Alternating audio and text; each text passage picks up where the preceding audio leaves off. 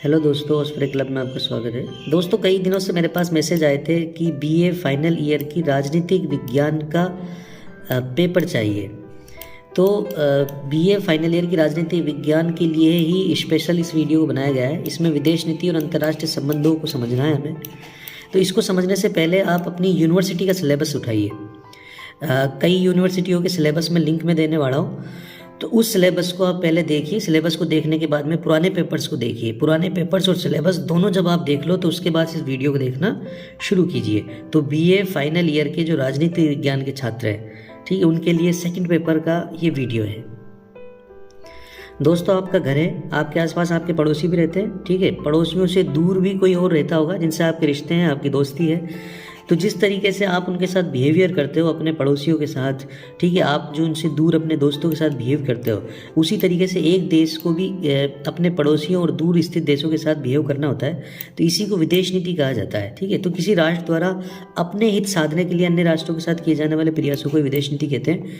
Norman L हिल की यहाँ पे परिभाषा दी हुई है जो आप याद कर सकते हैं। देखो दोस्तों, आपके घर में कितने लोग रहते हैं? अगर आपके घर में ज़्यादा लोग रहते हैं तो अपने पड़ोसियों से अच्छी बनेगी, ठीक है। अगर आप अकेले रहते हैं तो कम ही लोगों से आप मिलोगे जुलोगे। तो इसी तरह जनसंख्या का जो मैटर है वो भी विदेशी नीति में काफ़ी फैक्टर प्रभावित करता है जनसंख्या का। जैसे भौगोलिक स्थिति क्या है किसी देश की, कहाँ पर स्थित है, ठीक है, ठंडे इलाकों में है या फिर गर्म इलाकों में है, रेगिस्तान में है, ठीक है। इसके अलावा उसकी भौगोलिक स्थिति को हम देखते हैं कि वो समुद्र के पास है, ठीक है। ये सारी चीज़ें, भौगोलिक स्थिति का मतलब यही है। प्राकृतिक संपदा, देखिए जो अरब के जो देश है उनके पास तेल है, ठीक है। तो वो तेल के आधार पर, तेल को बेचने के आधार पर दूसरे देशों से संबंध स्थापित करते हैं, ठीक है। तो किसी भी देश की जो विदेश नीति के जो निर्धारक तत्व हो सकते हैं, ठीक है, उनको यहाँ पर हमने कलेक्ट किया है। तो जिस देश के पास, जैसे किसी के पास कोयला है, ठीक है, किसी के पास तेल है, किसी के पास खनिज है, किसी के तो कुछ भी हो सकता है। तो प्राकृतिक संपदा के आधार पर भी विदेश नीति तय होती है। उद्योगों के आधार पर भी विदेश नीति तय होती है। जैसे मान लो ये चीन है, चीन के पास कई उद्योग हैं और ये क्या करता है, सामानों को दूसरे देशों में बेचता है, ठीक है। जैसे भारत में भी कई सामान आते हैं चीन के, ठीक है। तो उद्योगों के आधार पर भी विदेश नीति तय होती है। इससे क्या है कि जो जहाँ पर उद्योग लगे होते हैं और जिस देश को सामान बेचना होता है, तो वो क्या करता है, वो देश दूसरे देशों के साथ नरम बर्ताव करता है। आपको पता होगा कि पाकिस्तान के प्रधानमंत्री इमरान खान ने भारत को घेरने के लिए एक बार ये कहा था संयुक्त राष्ट्र संघ में कि भारत एक बड़ा बाजार है, भारत एक बड़ा बाजार है, इसलिए विश्व की जो शक्तियां हैं, अमेरिका, रूस, चीन वगैरह, उसके खिलाफ कदम नहीं उठाती। इस तरीके का उसने भाषण दिया था। तो ऐसा क्यों कहा उसने? अपन यहाँ पर इस चीज़ को समझेंगे, उद्योग के अंडर हम इस चीज़ को समझने वाले हैं। तो उसने इसलिए कहा था कि भारत के पास क्या है, जनसंख्या है, ठीक है। और ये जनसंख्या क्या करती है, सामान खरीदती है। तो जिन देशों के पास उद्योग है, वो क्या करेंगे, हमारे यहाँ पे सामान भेजेंगे और उस सामान को क्या करेंगे, हम खरीदेंगे, कंजप्शन करेंगे। तो जिन देशों से हमारे पास सामान आ रहा है, उनको वो देश क्या है, हमें प्यार से देखेंगे, हमें अच्छी दृष्टि से देखेंगे और हमारे आंतरिक मामलों में हस्तक्षेप करने की कोशिश नहीं करेंगे, ठीक है। जैसे हम डेल का मोबाइल चलाते हैं और डेल का लैपटॉप चलाते हैं तो अमेरिका का चलाते हैं, होंडा कंपनी चलाते हैं तो जापान की चलाते हैं, ठीक है। इसी तरह सैमसंग का जो आपके हाथ में मोबाइल है वो दक्षिण कोरिया का मोबाइल है। तो ये सारी चीज़ें विदेशों से बन के हमारे पास में आती है और ये चीज़ें आपको लिखनी है, आपके पेपर में लिखनी है, इसलिए मैं समझा रहा हूँ आपको। सैन्य शक्ति के आधार पर भी किसी देश की विदेश नीति तय हो सकती है। विचारधारा के आधार पर भी किसी देश की विदेश नीति तय हो सकती है। जैसे चीन की विचारधारा है साम्यवादी विचारधारा, ठीक है, और अमेरिका की विचारधारा है पूंजीवादी विचारधारा, ठीक है। इस तरीके की विचारधारा किसी देश की धार्मिक विचारधारा भी हो सकती है, वो धर्म के आधार पर अपने रिश्ते तय करेगा। इसी तरह सिद्धांत, कुछ देश क्या है, अपने सिद्धांत बना लेते हैं कि भाई हमको इस सिद्धांत पर कार्य करना है, तो उसके आधार पर विदेश नीति तय होती है। पुराना जो इतिहास है उसके आधार पर, जैसे आज भारत और पाकिस्तान के रिश्ते ज़्यादातर इतिहास के आधार पर तय हैं, ठीक है। तो इतिहास के आधार पर भी रिश्ते तय होते हैं। राजनीतिक दल और राजनीति, देखिए अगर कांग्रेस गवर्नमेंट केंद्र में होती है तो उसकी जो राजनीति होती है, विदेश राजनीति, वो अलग होती है, ठीक है। लेकिन जब बीजेपी गवर्नमेंट आती है तो उसकी विदेश नीति अलग होती है हमारे देश में। तो इसी तरह राजनीतिक दल और उनकी राजनीति के आधार पर विदेश नीति भी तय होती है।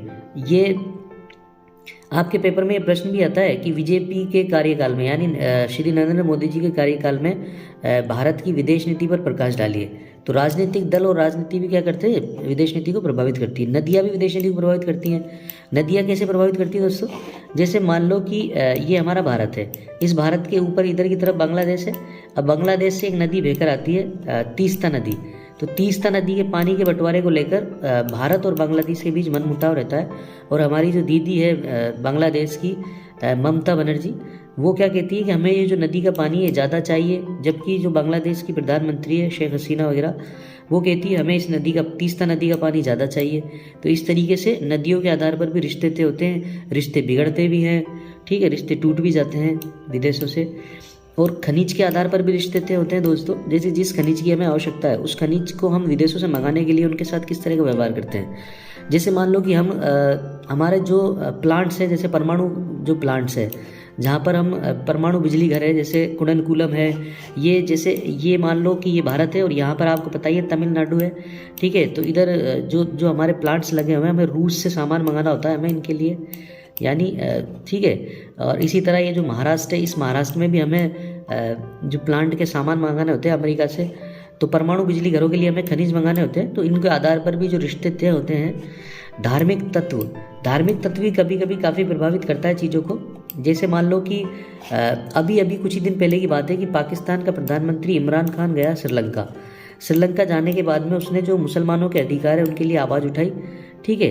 तो ये क्या है एक तरीके से, और ये जो श्रीलंका है वो पाकिस्तान से ये कह रहा है कि आप हमारा संयुक्त राष्ट्र संघ में समर्थन रखना, ठीक है। तो देखिए आपस में रिश्ते कैसे बनते हैं। उन्होंने धर्म की दृष्टि से इस चीज़ को देखा, जबकि जो संयुक्त राष्ट्र संघ में समर्थन मांगने की दृष्टि से श्रीलंका ने पाकिस्तान को देखा, भारत को भी देखा। तो ये चीज़ें अपने आप में तय होती जाती हैं।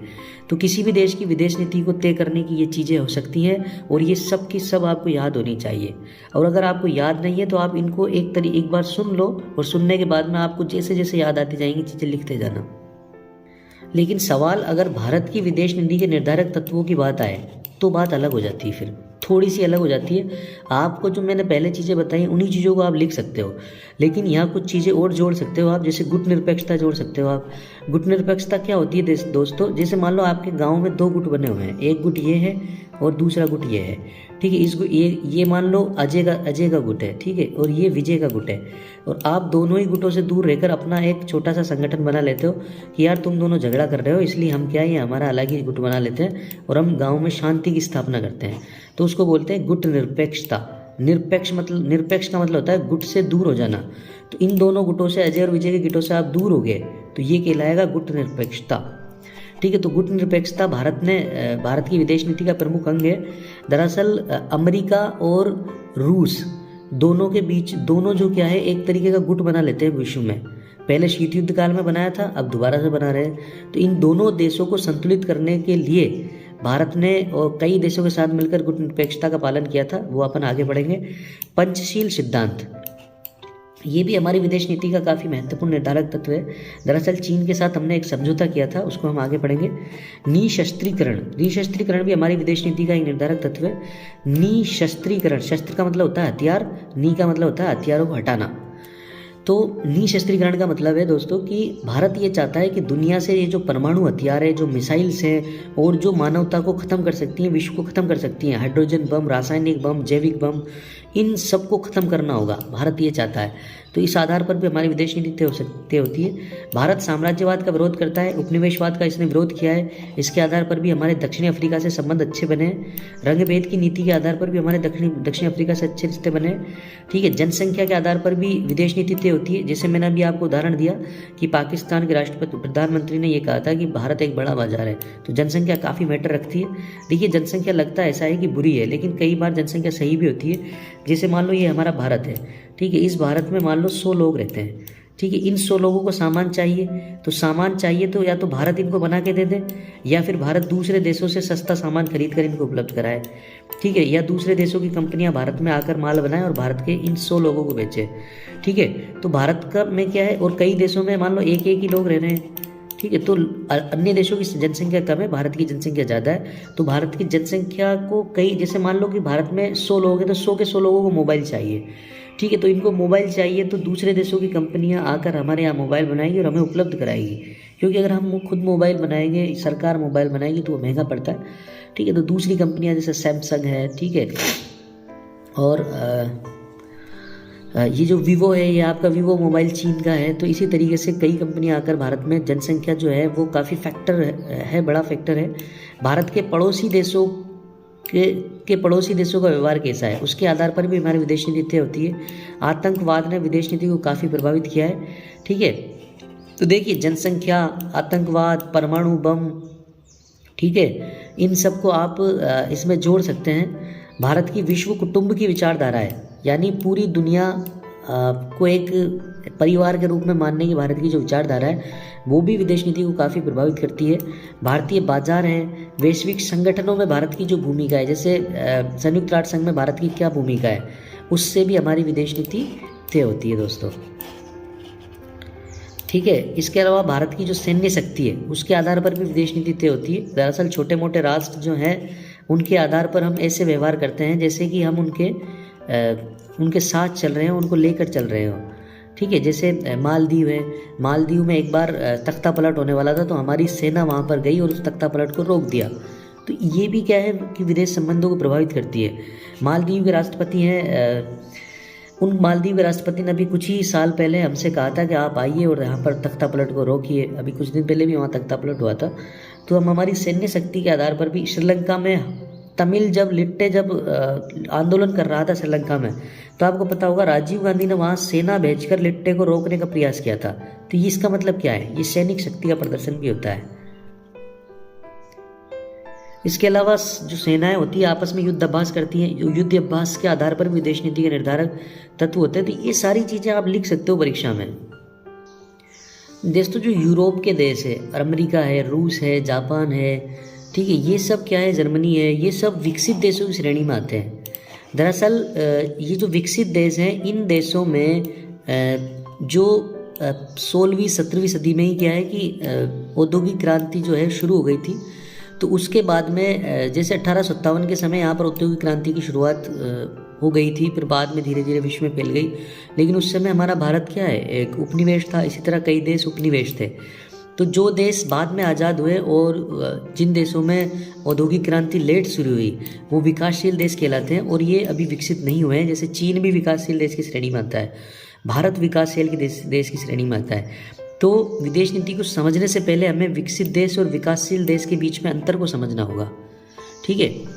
विकसित देशों में जनसंख्या जो वृद्धि है वो नेगेटिव पाई जाती है या स्थिर पाई जाती है, जबकि विकासशील देशों में जो जनसंख्या वृद्धि है वो लगातार बढ़ रही है। जैसे चीन में, भारत में, बांग्लादेश में, पाकिस्तान में, ये सब विकासशील देशों की श्रेणी में आते हैं। और एक और होता है अल्प विकसित देश, ये बहुत ही ज़्यादा पिछड़े होते हैं, ठीक है। जैसे अल्प विकसित देशों में हम भूटान को रख सकते हैं, ठीक है, और हम कई और देशों को रख सकते हैं। जैसे अफ्रीका के कई देश हैं जो जैसे घाना है, ठीक है, और माल्टा है, ये कई देश हैं जो अल्प विकसित देशों की श्रेणी में आते हैं। तो विकसित देश और विकासशील देश में अंतर पता होना चाहिए विदेश नीति को समझने से पहले। विदेश नीति को समझने से पहले पुनर्जागरण काल के बारे में पता हो यूरोप में। तो दरअसल क्या हुआ,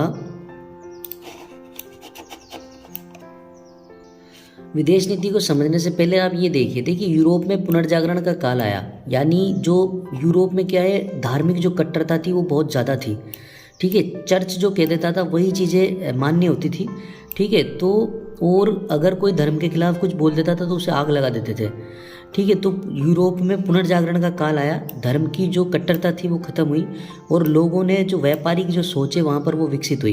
देखिए, जब धर्म से आदमी दूर सोचने लगता है तो कुछ और चीज़ें उसके दिमाग में आती हैं। तो यूरोपियों के दिमाग में फिर क्या चीज़ें आ गई, व्यापार की चीज़ें। जब व्यापार की चीज़ें आ गई तो उन्होंने समुद्र की जो है साहसिक यात्राएं शुरू कर दी, यानी उन्होंने जो अपनी नावें थी वो समुद्र में उतार दी। समुद्र की यात्राएं जब उन्होंने शुरू की तो उनके बाद में उनको उपनिवेश मिले, ठीक है, नई नई दुनिया की खोज की। जैसे उन्होंने अमेरिका की खोज की, फिर उन्होंने भारत की खोज की, अफ्रीका की खोज की, ठीक है, दक्षिण अफ्रीका केप टाउन पहुँच गए वो, ठीक है। तो उपनिवेशवाद और साम्राज्यवाद का दौर शुरू हो गया। तो फिर उन्होंने क्या करा, इन जगहों पर कब्जा करना शुरू कर दिया, ठीक है। इन जगह पर कब्जे करने के बाद में उनको वहाँ पर खेती यानी व्यापारिक कृषि करनी पड़ी, ठीक है, खनन करना पड़ा।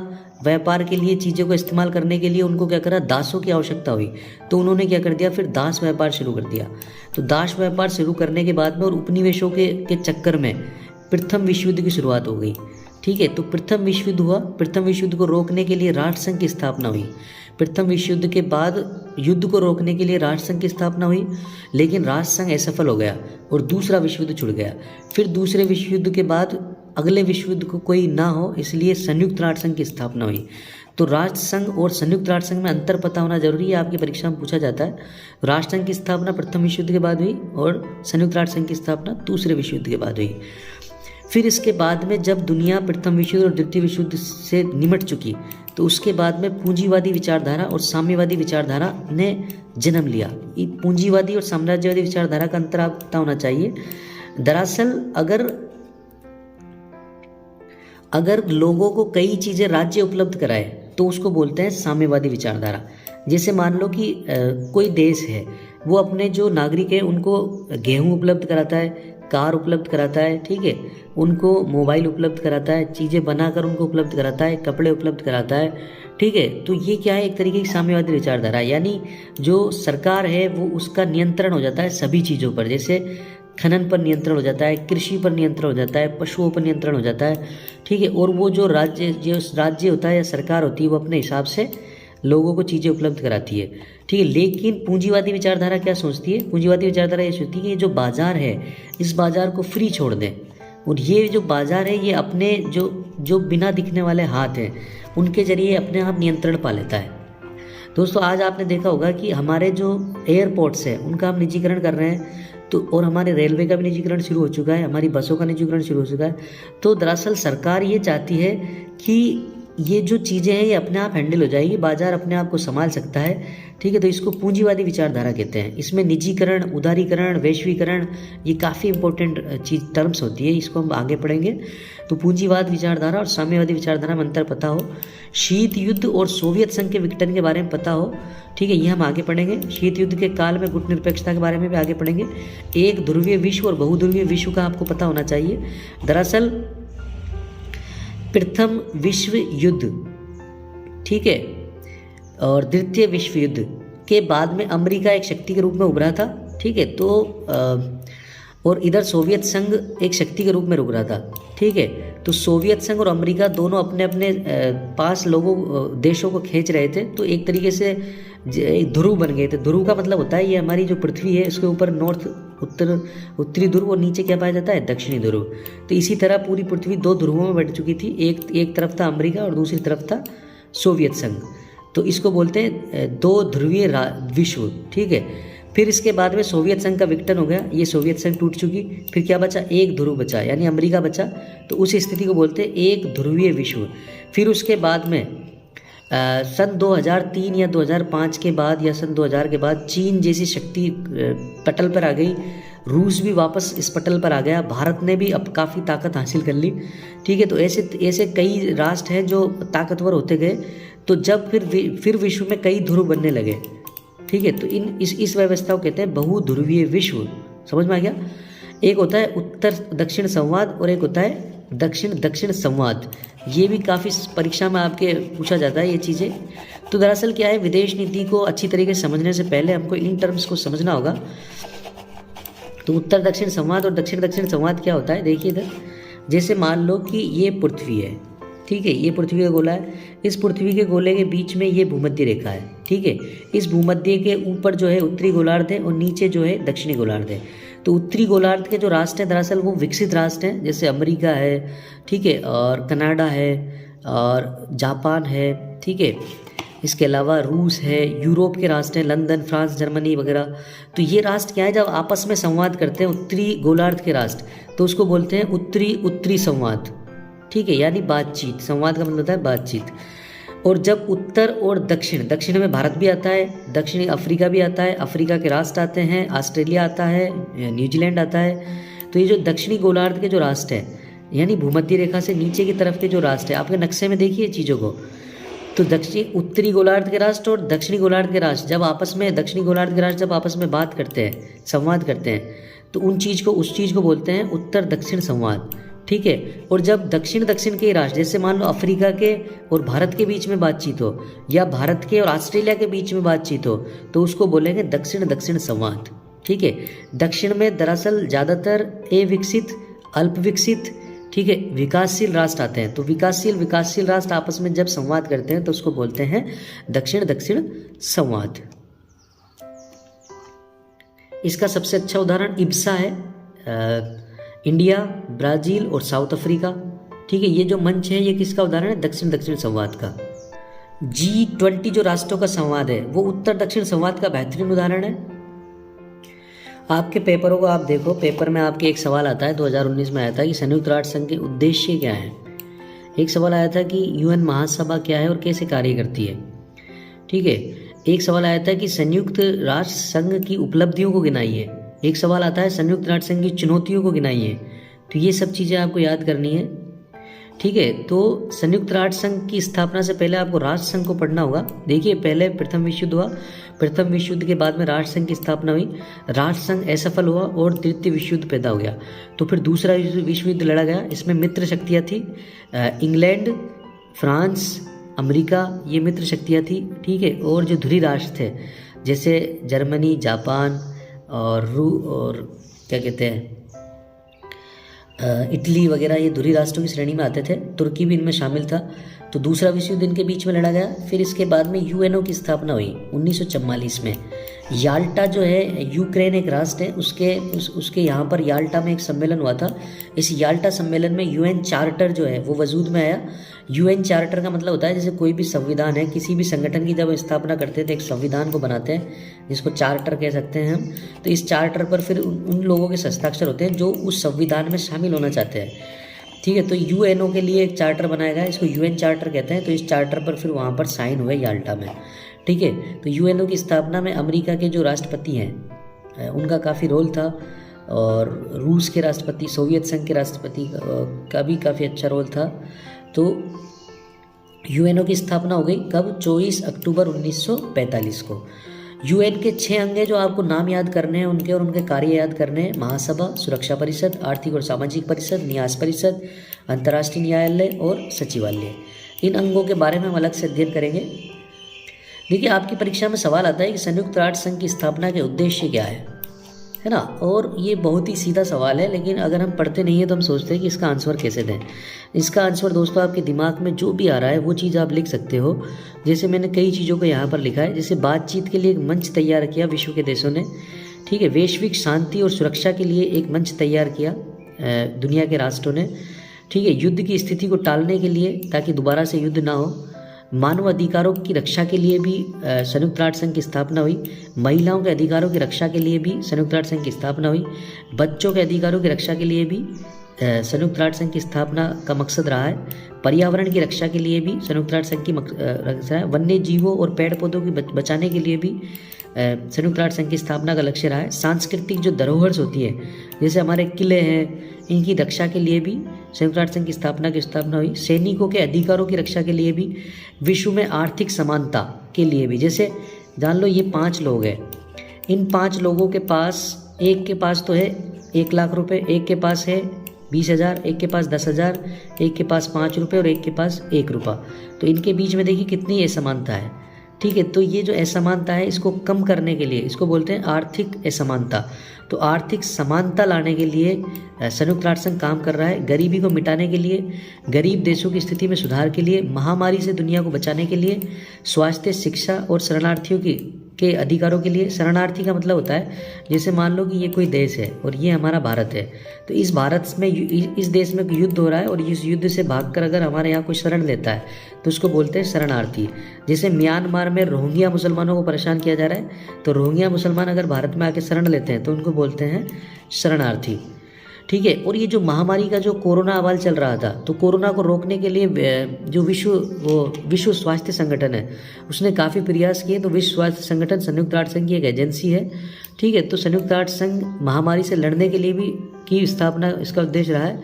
वैश्विक व्यापार को बढ़ाने के लिए, जैसे WTO है वो विश्व संयुक्त राष्ट्र संघ की एजेंसी, विश्व व्यापार संगठन, तो ये चीज़ें काम कर रही हैं। तो दोस्तों देखिए, किसी भी, अगर आपको कुछ भी समझ में नहीं आए कि अगर संयुक्त राष्ट्र संघ की उपलब्धियां आए, उद्देश्य आए, तो 2-3 चीज़ें आप ध्यान रखना कि वैश्विक शांति और सुरक्षा, ठीक है, और क्या कहते हैं, किसी भी राष्ट्र की स्वतंत्रता की या आत्मसम्मान की रक्षा।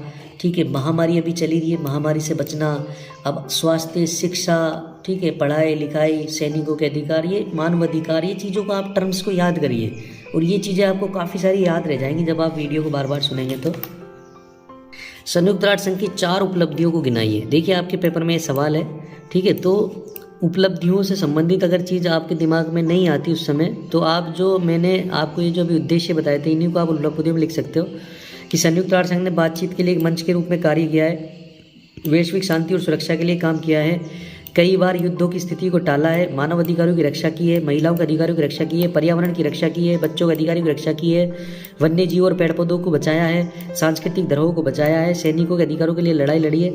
सैनिकों के अधिकारों के लिए कैसे लड़ाई लड़ी है? आपने सुना होगा कि जो कैप्टन अभिनंदन है, ठीक है, वो पाकिस्तान में जा फंसे थे, तो पाकिस्तान ने उनको सकुशल भारत लौटा दिया। तो क्यों लौटा दिया? पाकिस्तान का बेवकूफ़ है क्या?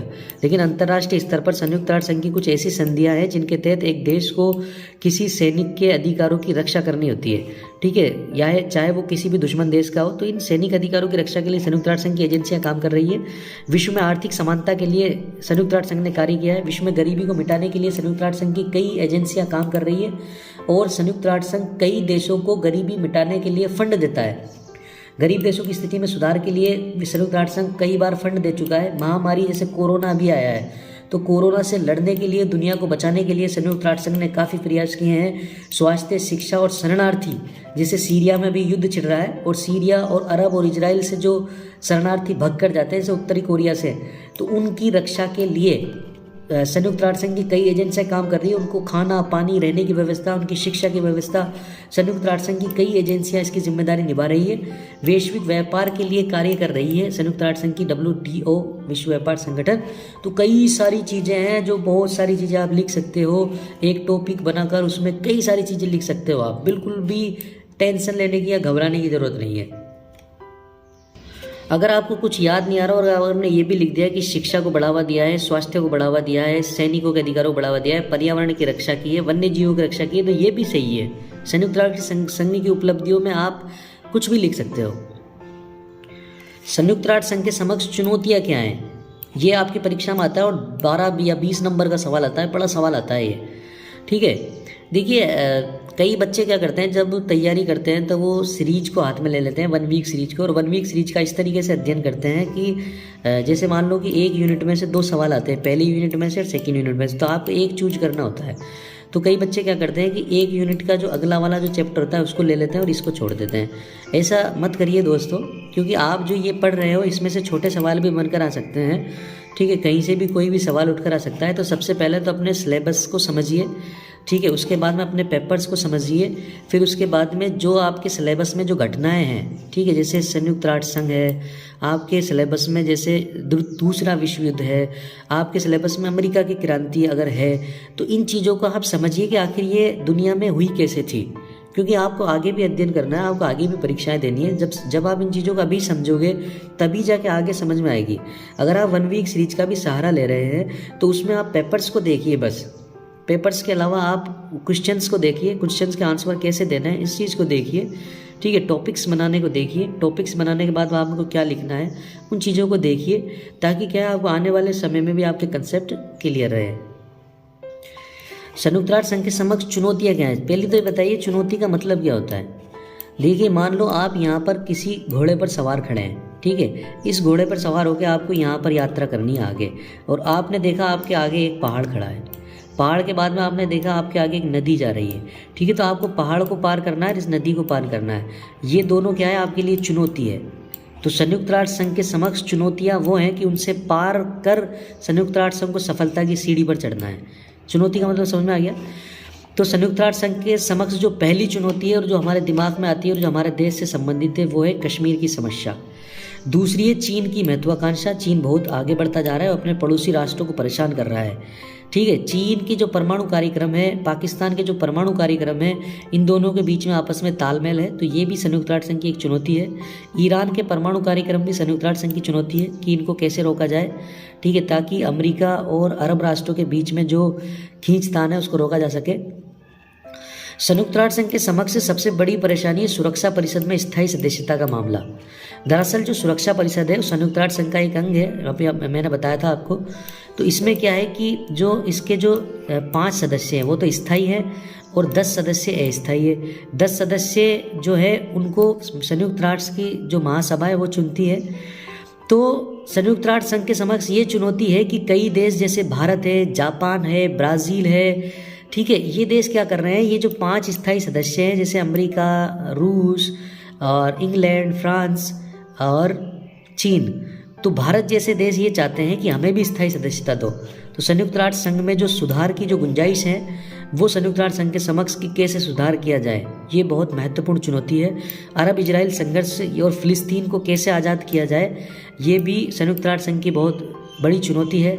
मानव अधिकारों की रक्षा करना, लैंगिक असमानता को ख़त्म करना, आर्थिक असमानता को ख़त्म करना, स्वास्थ्य और महामारी यानी महामारी जैसे कोरोना वगैरह है इनको ख़त्म करना, ठीक है, दुनिया में सभी लोग शिक्षित हो जाएं।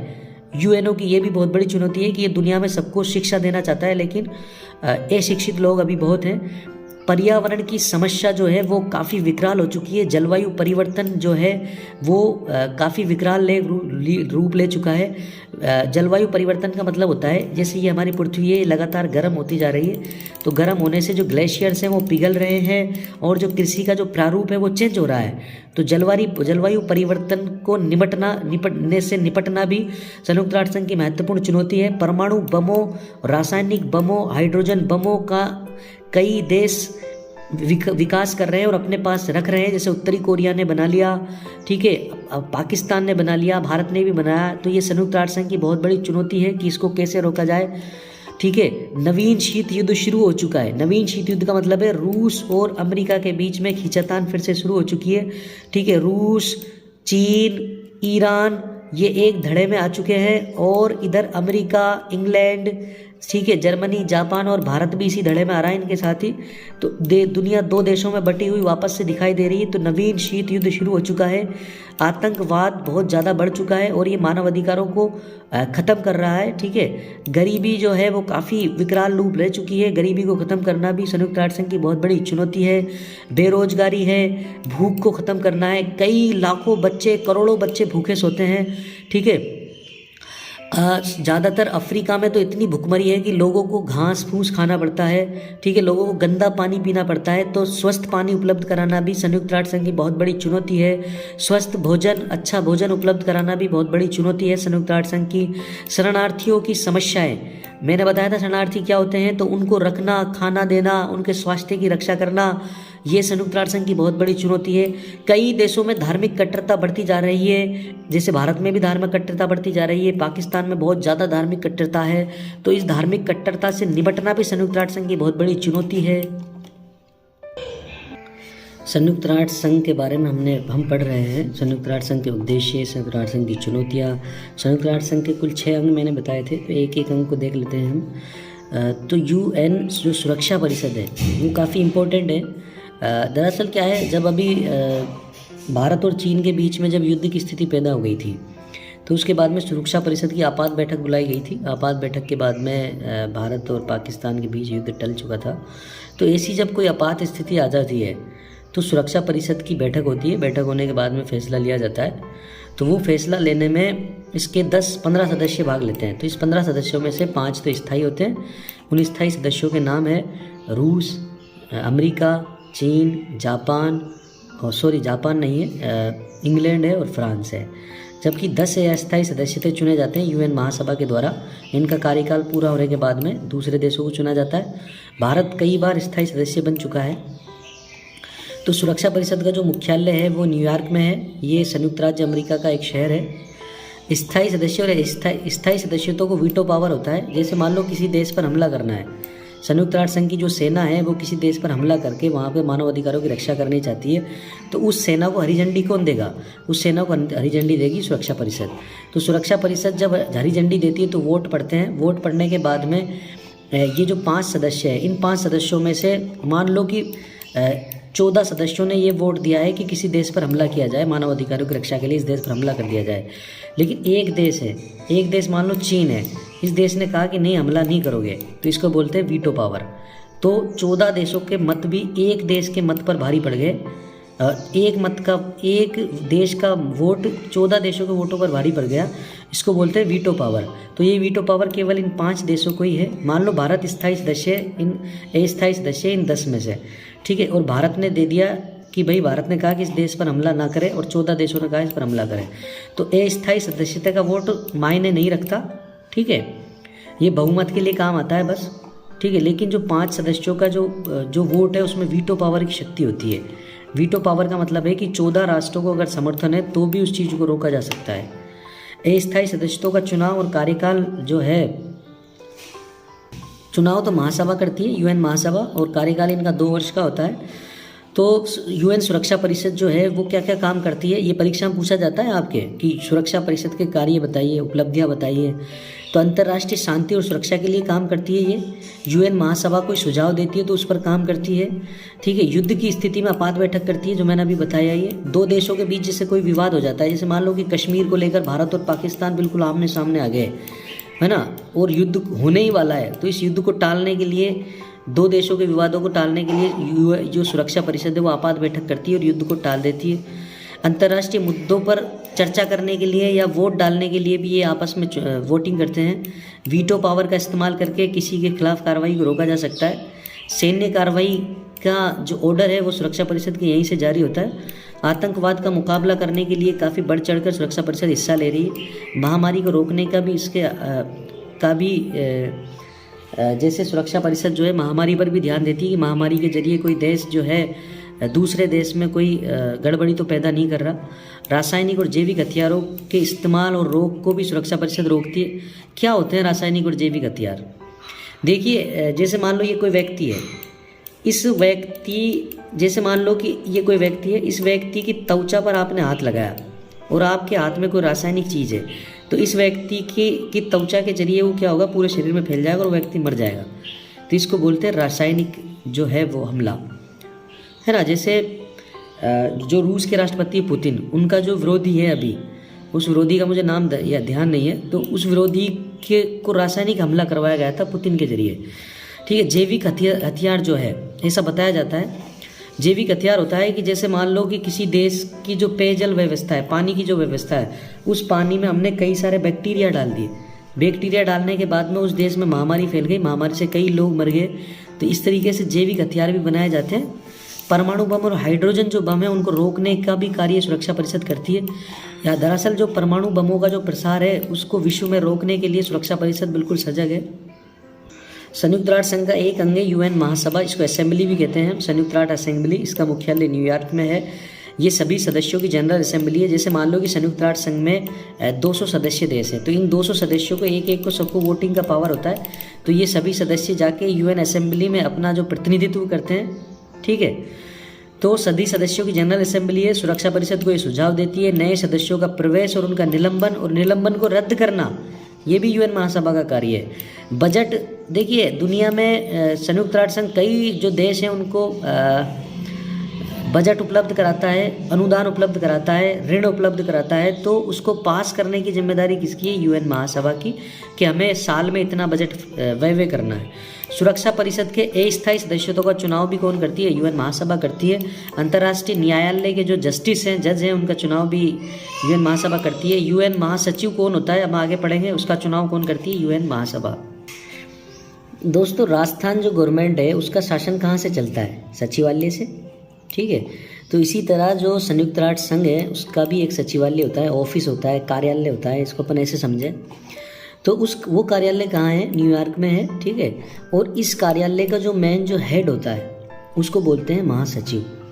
महासचिव जो है उसका चुनाव यूएन महासभा करती है, ठीक है। लेकिन सुरक्षा परिषद ये तय करती है कि कौन महासचिव होगा। अगर सुरक्षा परिषद ने ये कहा कि ये यूएन महासचिव नहीं बन सकता, तो वो वास्तव में नहीं बन सकता। पहले सुरक्षा परिषद कहती है कि यूएन महासभा के लिए ये सदस्य एप्लीकेबल होंगे, फिर उनका यूएन महासभा चुनाव करती है। इसको 5 साल के लिए चुना जाता है, ठीक है। प्रथम महासचिव ट्रिगवेली थे, जबकि जो वर्तमान महासचिव है पुर्तगाल के एंटोनियो गुटेरेस है, ठीक है। यूएन के प्रशासन का जो कार्य है वो पूरा कौन देखता है? सचिवालय। इसी तरह जो 5वां जो अंग है यूएन का वो है न्यास परिषद।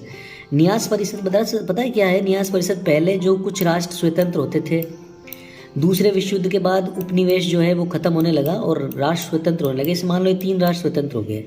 अब इन 3 राष्ट्रों की स्थिति ये है कि ये अपना शासन खुद नहीं चला सकते, ना तो इनके पास सेना है, ना इनके पास साधन है, ना इनके पास पैसे हैं। तो इन देशों का शासन चलाने के लिए संयुक्त राष्ट्र संघ का एक अंग था, मतलब अंग है, वो है न्यास परिषद, ये काम करता था। फिर बाद में जब इन राष्ट्रों ने की स्थिति ऐसी हो गई कि अपना शासन खुद चला सकते हैं, तो न्यास परिषद यहाँ से चली गई, ठीक है, और बाद में शासन इनके इसके स्थानीय लोगों के हाथों में आ गया। तो अब क्या है, ज़्यादातर राष्ट्र स्वतंत्र हो चुके हैं लगभग सभी, और सभी अपना अपना शासन खुद ही चला रहे हैं वहीं के लोग। तो अब न्यास परिषद की ज़्यादा आवश्यकता नहीं है। इंटरनेशनल कोर्ट ऑफ जस्टिस जो है उसका मुख्यालय हेग में है, नीदरलैंड में। तो इंटरनेशनल कोर्ट ऑफ जस्टिस है, उसमें जो दुनिया के जो मामले हैं, सेंसिटिव मामले हैं, वो ले जाते हैं। जैसे हमारे कुलभूषण जाधव का मामला है, वो इंटरनेशनल कोर्ट ऑफ जस्टिस में चल रहा है, ठीक है। तो इस तरीके जो दो देशों के बीच में जो डिप्लोमेटिक मामले होते हैं या कुछ ऐसे मामले होते हैं जो सेंसिटिव होते हैं, मानव अधिकारों से जुड़े होते हैं। ये मानव अधिकार क्या है, देखिए, जब एक मानव के रूप में कोई व्यक्ति जन्म ले लेता है, जो एक शिशु जन्म ले लेता है, तो उसके सर्वांगीण विकास के लिए, उसकी स्वतंत्रता के लिए, उसकी स्वतंत्र सोच के लिए जिन अधिकारों की आवश्यकता होती है उनको मानव अधिकार कहते हैं। दरअसल उसको गुलाम नहीं बनाया जा सकता, दास नहीं बनाया जा सकता, ठीक है, उसका यौन शोषण नहीं किया जा सकता। ये सारी चीज़ें होती हैं जो मानव अधिकारों की श्रेणी में आती हैं।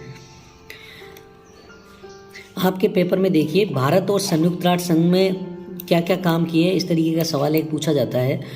तो भारत और संयुक्त राष्ट्र संघ को रिलेट करके जब कोई भी चीज़ पूछी जाए आपके पेपर में, तो आप ये लिख सकते हो उपलब्धियों में कि यूएन के शांति अभियानों में भारतीय सेना ने भाग लिया है, यूएन के परमाणु पर्यावरण कार्यक्रमों में भारत बढ़ चढ़ कर भाग लेता है, विश्व व्यापार संगठन में भारत काफ़ी काम कर रहा है। हालांकि भारत की जो कृषि है और जो कृषि का जो अनुदान है उसको लेकर विश्व व्यापार संगठन में खींचातान जारी है।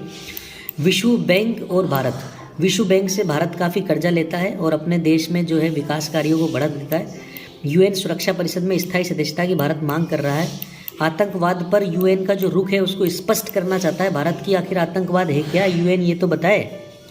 दरअसल अभी तक आतंकवाद की अंतर्राष्ट्रीय परिभाषा तय नहीं हुई है और भारत ये चाहता है कि संयुक्त राष्ट्र संघ जो है आतंकवाद की परिभाषा तय करे। यूएन की जो कश्मीर पॉलिसी है उससे भी भारत दो चार हो रहा है। भारत कह रहा है कि भाई कश्मीर का जो मामला है वो हमारा आंतरिक मामला है। यूएन की अरब देशों को लेकर जो विवाद है और जो नीतियां हैं उन पर भी भारत बोलता है, जैसे फिलिस्तीन के मामले में भारत कई बार बोला है। शीत युद्ध क्या है, शीत युद्ध के पैदा होने के क्या कारण थे, शीत युद्ध के समाप्त होने के क्या कारण हैं, शीत युद्ध के कारण दुनिया पर क्या प्रभाव पड़ा, या दुनिया की राजनीति या विश्व की राजनीति उस पर क्या प्रभाव हुए शीत युद्ध के। ये आपके पेपर्स में ये सवाल है, आप अपने पेपर्स को देखिए, मेरे हाथ में भी पेपर्स है और आप भी देखिए, और मैं लिंक में पेपर की पीडीएफ डाल रहा हूँ, उसको देखिए आप। दरअसल क्या है, दूसरे विश्व युद्ध के बाद जो दुनिया है वो दो खेमों में बटी हुई नज़र आ रही थी। एक खेमा था संयुक्त राज्य अमेरिका वाला पूंजीवादी विचारधारा का, और दूसरा था सोवियत संघ की विचारधारा का, ठीक है, यानी साम्यवादी विचारधारा का, सोवियत संघ का। तो दरअसल ये है, ये कोई प्रत्यक्ष लड़ाई नहीं थी, यानी प्रत्यक्ष का मतलब होता है आमने सामने खड़े होकर, ये एक अप्रत्यक्ष लड़ाई थी और ये एक विचारधारा की लड़ाई थी, ठीक है। शीत युद्ध यही है और कुछ नहीं है। शीत युद्ध के पैदा होने के क्या कारण थे, देखिए, जो वैचारिक जो टकराव है कि पूंजीवादी विचारधारा अच्छी है या साम्यवादी विचारधारा अच्छी है, ये वैचारिक टकराव इसका बड़ा कारण था। पूंजीवादी विचारधारा और साम्यवादी विचारधारा में अंतर अपन समझ लेते हैं। ये इधर तो आप मानो पूंजीवादी विचारधारा, ठीक है, और यहाँ मानो आप साम्यवादी विचारधारा। पूंजीवादी विचारधारा में बाजार समर्थक नीतियाँ काम करती है, साम्यवादी विचारधारा में सरकार समर्थक नीतियाँ काम करती है। पूंजीवादी विचारधारा में जो है बाजार जो है मूलभूत चीज़ें उपलब्ध कराता है, या जो बाजार उत्पादन करता है चीज़ों का, जबकि जो साम्यवादी विचारधारा है उसमें सरकार या जो राज्य है वो चीज़ें उत्पन्न करता है, वस्तुएं उत्पन्न करता है, ठीक है। कृषि, पूंजीवादी विचारधारा में कृषि पर नियंत्रण लोगों का होता है, बाजार का होता है, जबकि साम्यवादी विचारधारा में जो कृषि पर, जो खेती पर जो नियंत्रण है वो किसका होता है, राज्य का होता है। देखिए, शीत युद्ध के पैदा होने का एक कारण है सोवियत संघ का ताकतवर होते जाना। दरअसल दूसरे विश्व युद्ध से पहले सोवियत संघ जो है इतना ताकतवर नहीं था जितना दूसरा विश्व युद्ध के बाद हो गया। दूसरा विश्व युद्ध जब आप पढ़ोगे तो आप देखोगे कि जो जर्मनी का जो तानाशाह था हिटलर, उसने सोवियत संघ पर अटैक कर दिया, जबकि उससे पहले उसने ये संधि करी थी कि वो सोवियत संघ पर अटैक नहीं करेगा। जब सोवियत संघ पर उसने अटैक किया तो सोवियत संघ को दूसरे विश्व युद्ध में मित्र राष्ट्रों के साथ शामिल होना पड़ा। मित्र राष्ट्र में कौन था? अमेरिका। तो इसके बाद में अमेरिका और सोवियत संघ आपस में दोनों एक साथ लड़े। किससे? जर्मनी से, धुरी राष्ट्रों से। जब लड़ने के बाद में जब युद्ध समाप्त हो गया तो समाप्ति के बाद में सोवियत संघ ताकतवर होता चला गया। तो इसका ज़्यादा ताकतवर होना भी क्या है? शीत युद्ध का पैदा होने का कारण है। देखिए उस समय साम्यवाद जो है उसका प्रसार कुछ ज़्यादा ही बढ़ रहा था। जैसे बड़े बड़े जो नेता है, जैसे हमारे जो प्रेमचंद जी थे हमारे साथ, जो आपने सुना होगा प्रेमचंद के उपन्यास तो आपने पढ़े ही होंगे, गोदान वगैरह। तो प्रेमचंद जी भी साम्यवाद के बहुत बड़े समर्थक थे। अल्लामा इकबाल जो बहुत बड़े शायर हैं वो भी साम्यवाद के बहुत बड़े प्रशंसक थे। नेहरू जी साम्यवाद के प्रशंसक थे। तो साम्यवाद का प्रसार इतना ज़बरदस्त बढ़ रहा था कि शीत युद्ध जो है वो अपनी चरम सीमा पर पहुंचा। तुष्टीकरण की राजनीति चल रही थी। तुष्टीकरण का मतलब क्या होता है? तुष्टीकरण का मतलब होता है कि कोई देश अगर कोई दूसरा देश उद्यम मचा रहा है तो उसको सह देता है कि तू मचा, मैं खड़ा हूँ तेरे पीछे। तो वो होता है तुष्टीकरण की राजनीति। परमाणु कार्यक्रम, देखिए संयुक्त राष्ट्र संघ ने भी संयुक्त राज्य अमेरिका ने भी और सोवियत संघ ने, दोनों ने ही परमाणु कार्यक्रम शुरू कर दिए। परमाणु हथियारों की दौड़ शुरू हो चुकी थी। तो ये भी शीत युद्ध का एक बहुत बड़ा कारण था। नवीन हथियारों का विकास, यानी मिसाइल्स वगैरह, टैंक्स वगैरह, ये नई नई चीज़ों का विकास भी क्या है? शीत युद्ध का बड़ा कारण था। अंतरिक्ष में यानों को भेजना, अंतरिक्ष की खोज, ठीक है, जैसे चंद्रमा पर यान को भेजना, ठीक है, मंगल पर यान को भेजना, ये भी काफ़ी सारी चीज़ें थी। ये भी शीत युद्ध के बड़े कारण थे। संयुक्त राष्ट्र संघ में वीटो का जो पावर है उसने भी शीत युद्ध में काफ़ी मदद की। दरअसल क्या है कि ये जो 5 राष्ट्र ये अपने अपने वीटो का पावर का इस्तेमाल करते थे।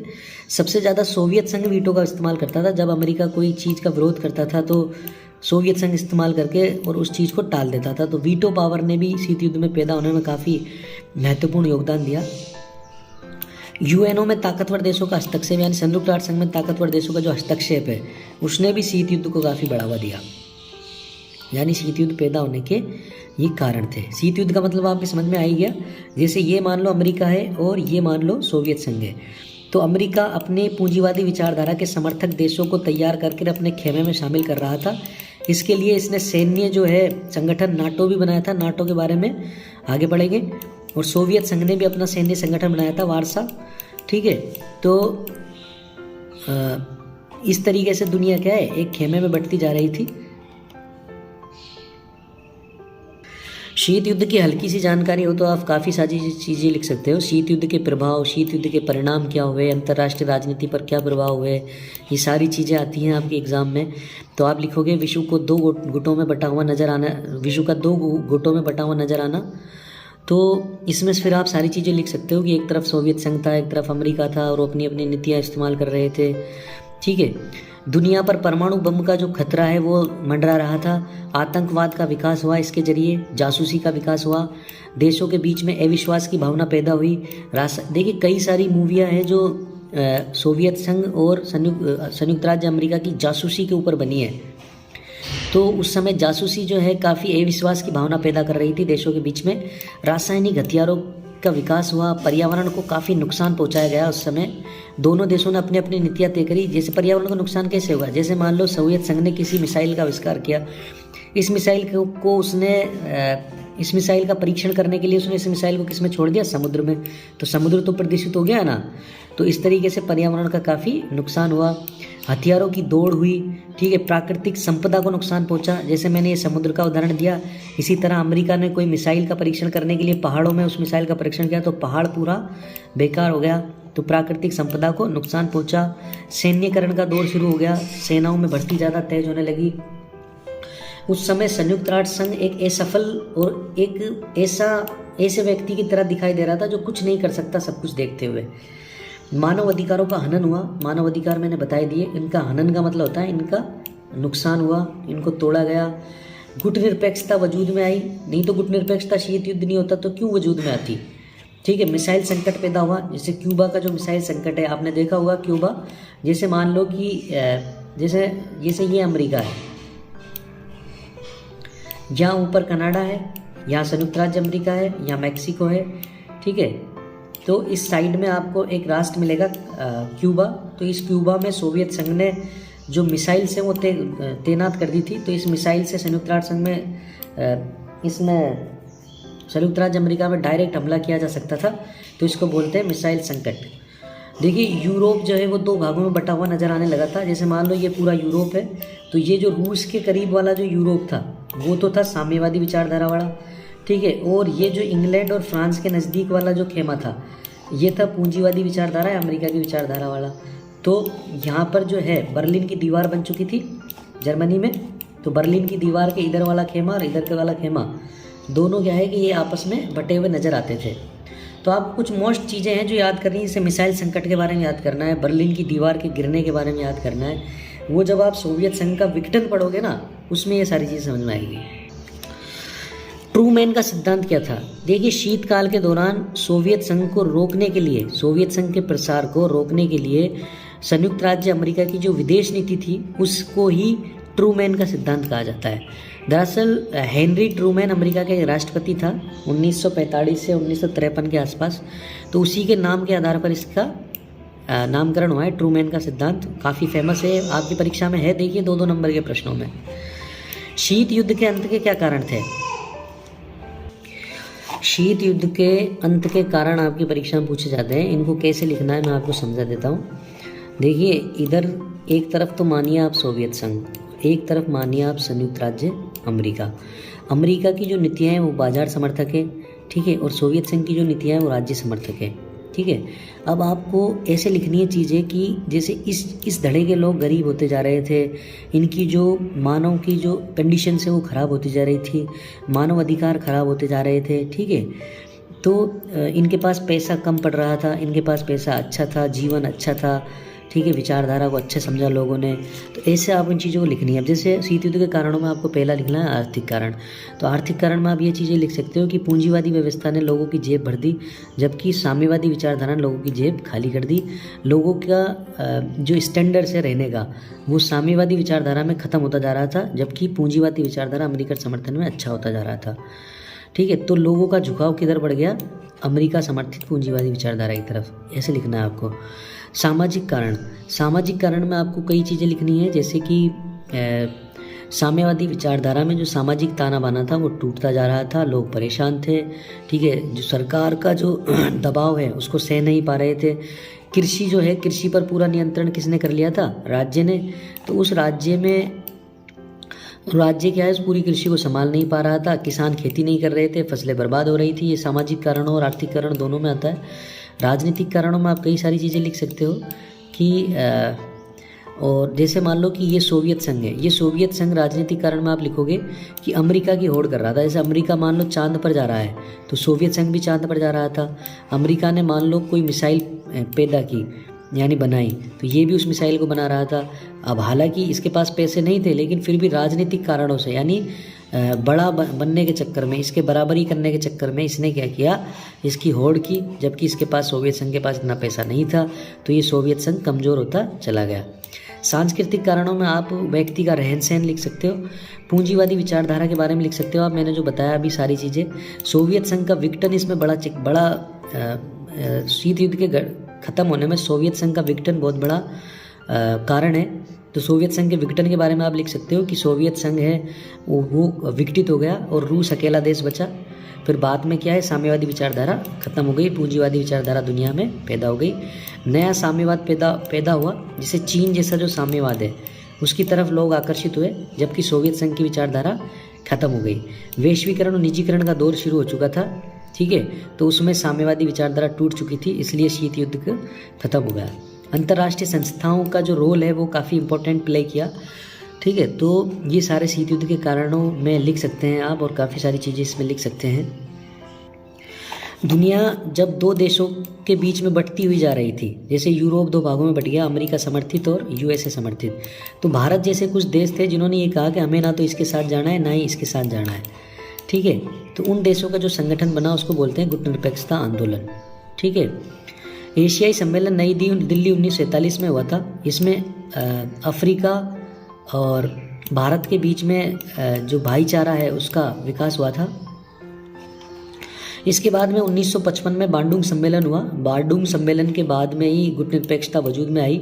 गुटनिरपेक्ष आंदोलन का पहला सम्मेलन 1961 में बेलग्रेड में आयोजित हुआ था, जिसमें जवाहरलाल नेहरू, युगोस्लाविया के राष्ट्रपति सुकर्नो, मिस्र के राष्ट्रपति कर्नल नासिर और घाना के राष्ट्रपति एन क्रूमा जैसे नेताओं ने भाग लिया था। ये गुटनिरपेक्षता की शुरुआत थी और इन तीनों चीज़ों को आपको याद करना है, एशियाई सम्मेलन, बाडूंग सम्मेलन और 1961 में पहला गुटनिरपेक्ष आंदोलन।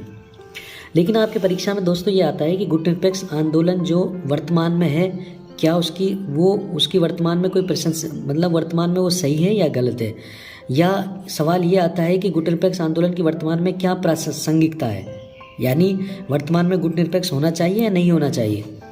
तो देखिए, गुटनिरपेक्ष की जो विचारधारा है वो भले ही शीत युद्ध में आई हो, लेकिन आज भी जो है रूस और अमेरिका दोनों बहुत ही ज़्यादा एक दूसरे से कटाव खा रहे हैं, ठीक है, और दुनिया को अपने हिसाब से चलाने की कोशिश कर रहे हैं।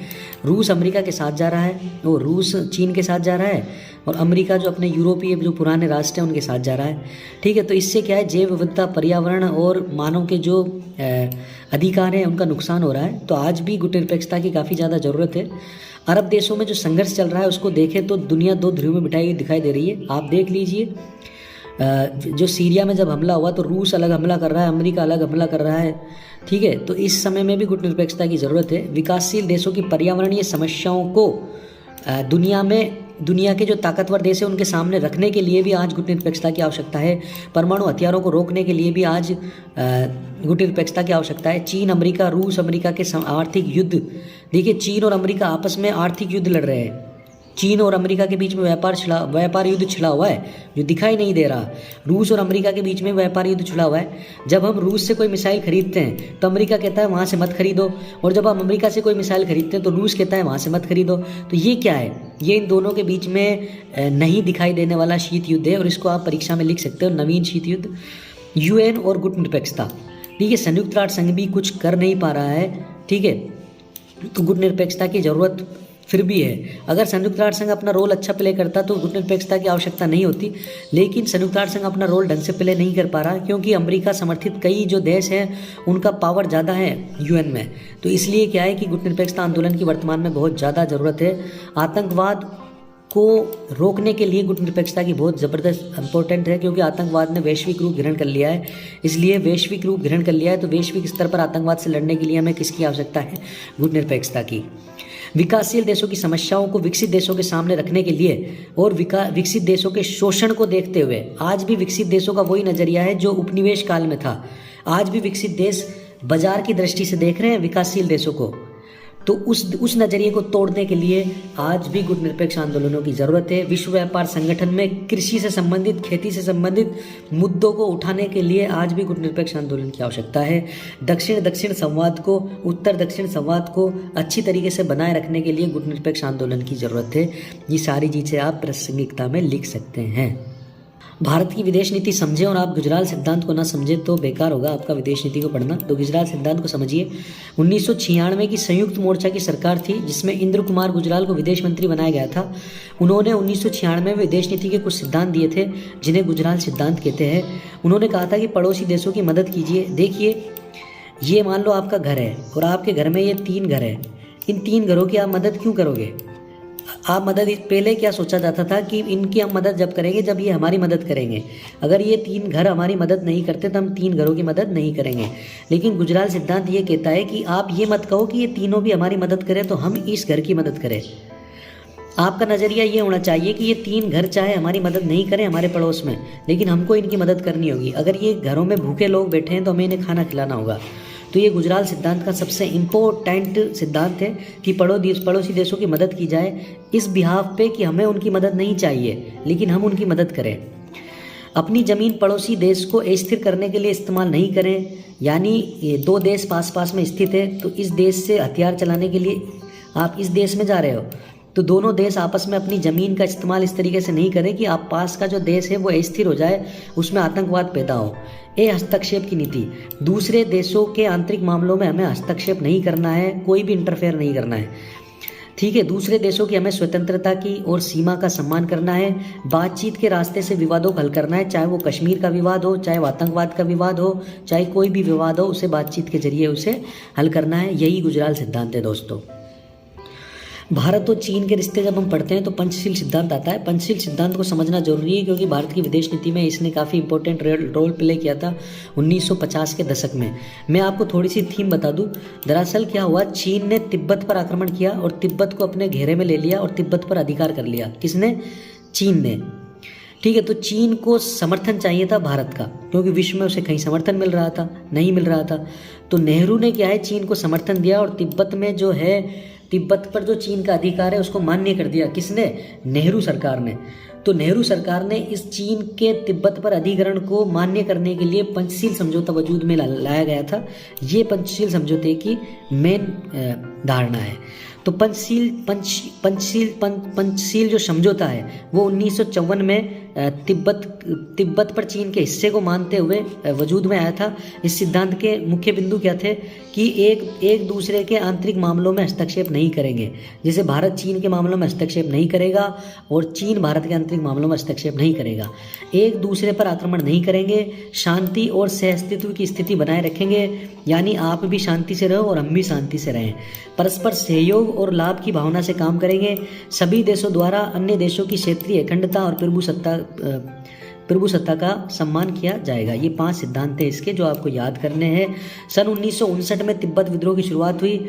ठीक, अपनी जान की रक्षा करने के लिए दलाई लामा और उनके अनुयायी भारत भाग आए। 1959 में असम में पहुंच गए। भारत ने उन्हें शरण दी, उन्हें बसाया, उनकी मदद की। चीन नाराज हो गया। नाराज होने के बाद में 1964 में चीन के और भारत के बीच में युद्ध छिड़ गया, जिसे भारत और चीन के बीच में युद्ध हुआ। भारत इसमें हार गया था। तो देखिए, चीन ने खुद ने ही अपने पंचशील समझौते को तोड़ दिया। देखिए, आपके पेपर में देखिए, भारत की पूर्व की ओर देखो नीति के बारे में है। भारत की पूर्व की ओर देखो नीति क्या है? पहले तो भारत के पूर्व की ओर जो राष्ट्र स्थित है उनको देखिए। जैसे मान लो ये हमारा नक्शा देखिए, ये भारत है। ठीक है, इस भारत के ये इधर पश्चिम है और इधर ये पूर्व है।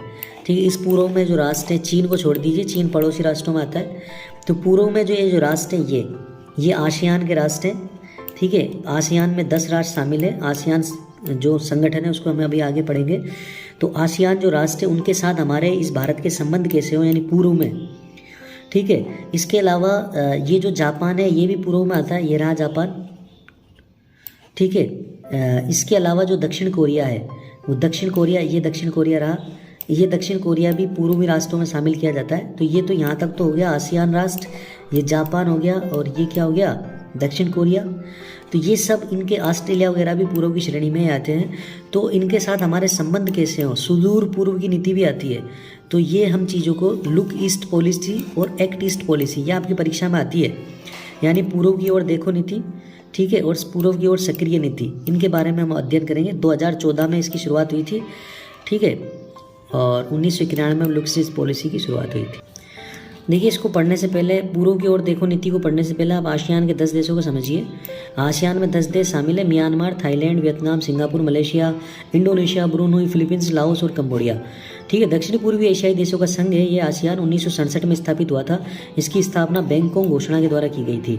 आसियान के मुख्य उद्देश्य, देखिए, आसियान के मुख्य उद्देश्य, आप वही सारी चीज़ें लिख सकते हो जो आपके दिमाग में आ रही है। मानव अधिकार, शिक्षा, भाईचारा, ठीक है, सांस्कृतिक सम्मान, तकनीकी, सामाजिक, आर्थिक सहयोग, राजनीतिक सहयोग, सांस्कृतिक सहयोग, ठीक है, तकनीकी सहयोग, वैज्ञानिक सहयोग, ठीक है, अंतरिक्ष में सहयोग, आसियान क्षेत्र में अध्ययन को बढ़ावा देना, अंतर्राष्ट्रीय समुदायों में सम्मान के लिए हमने इसकी स्थापना की।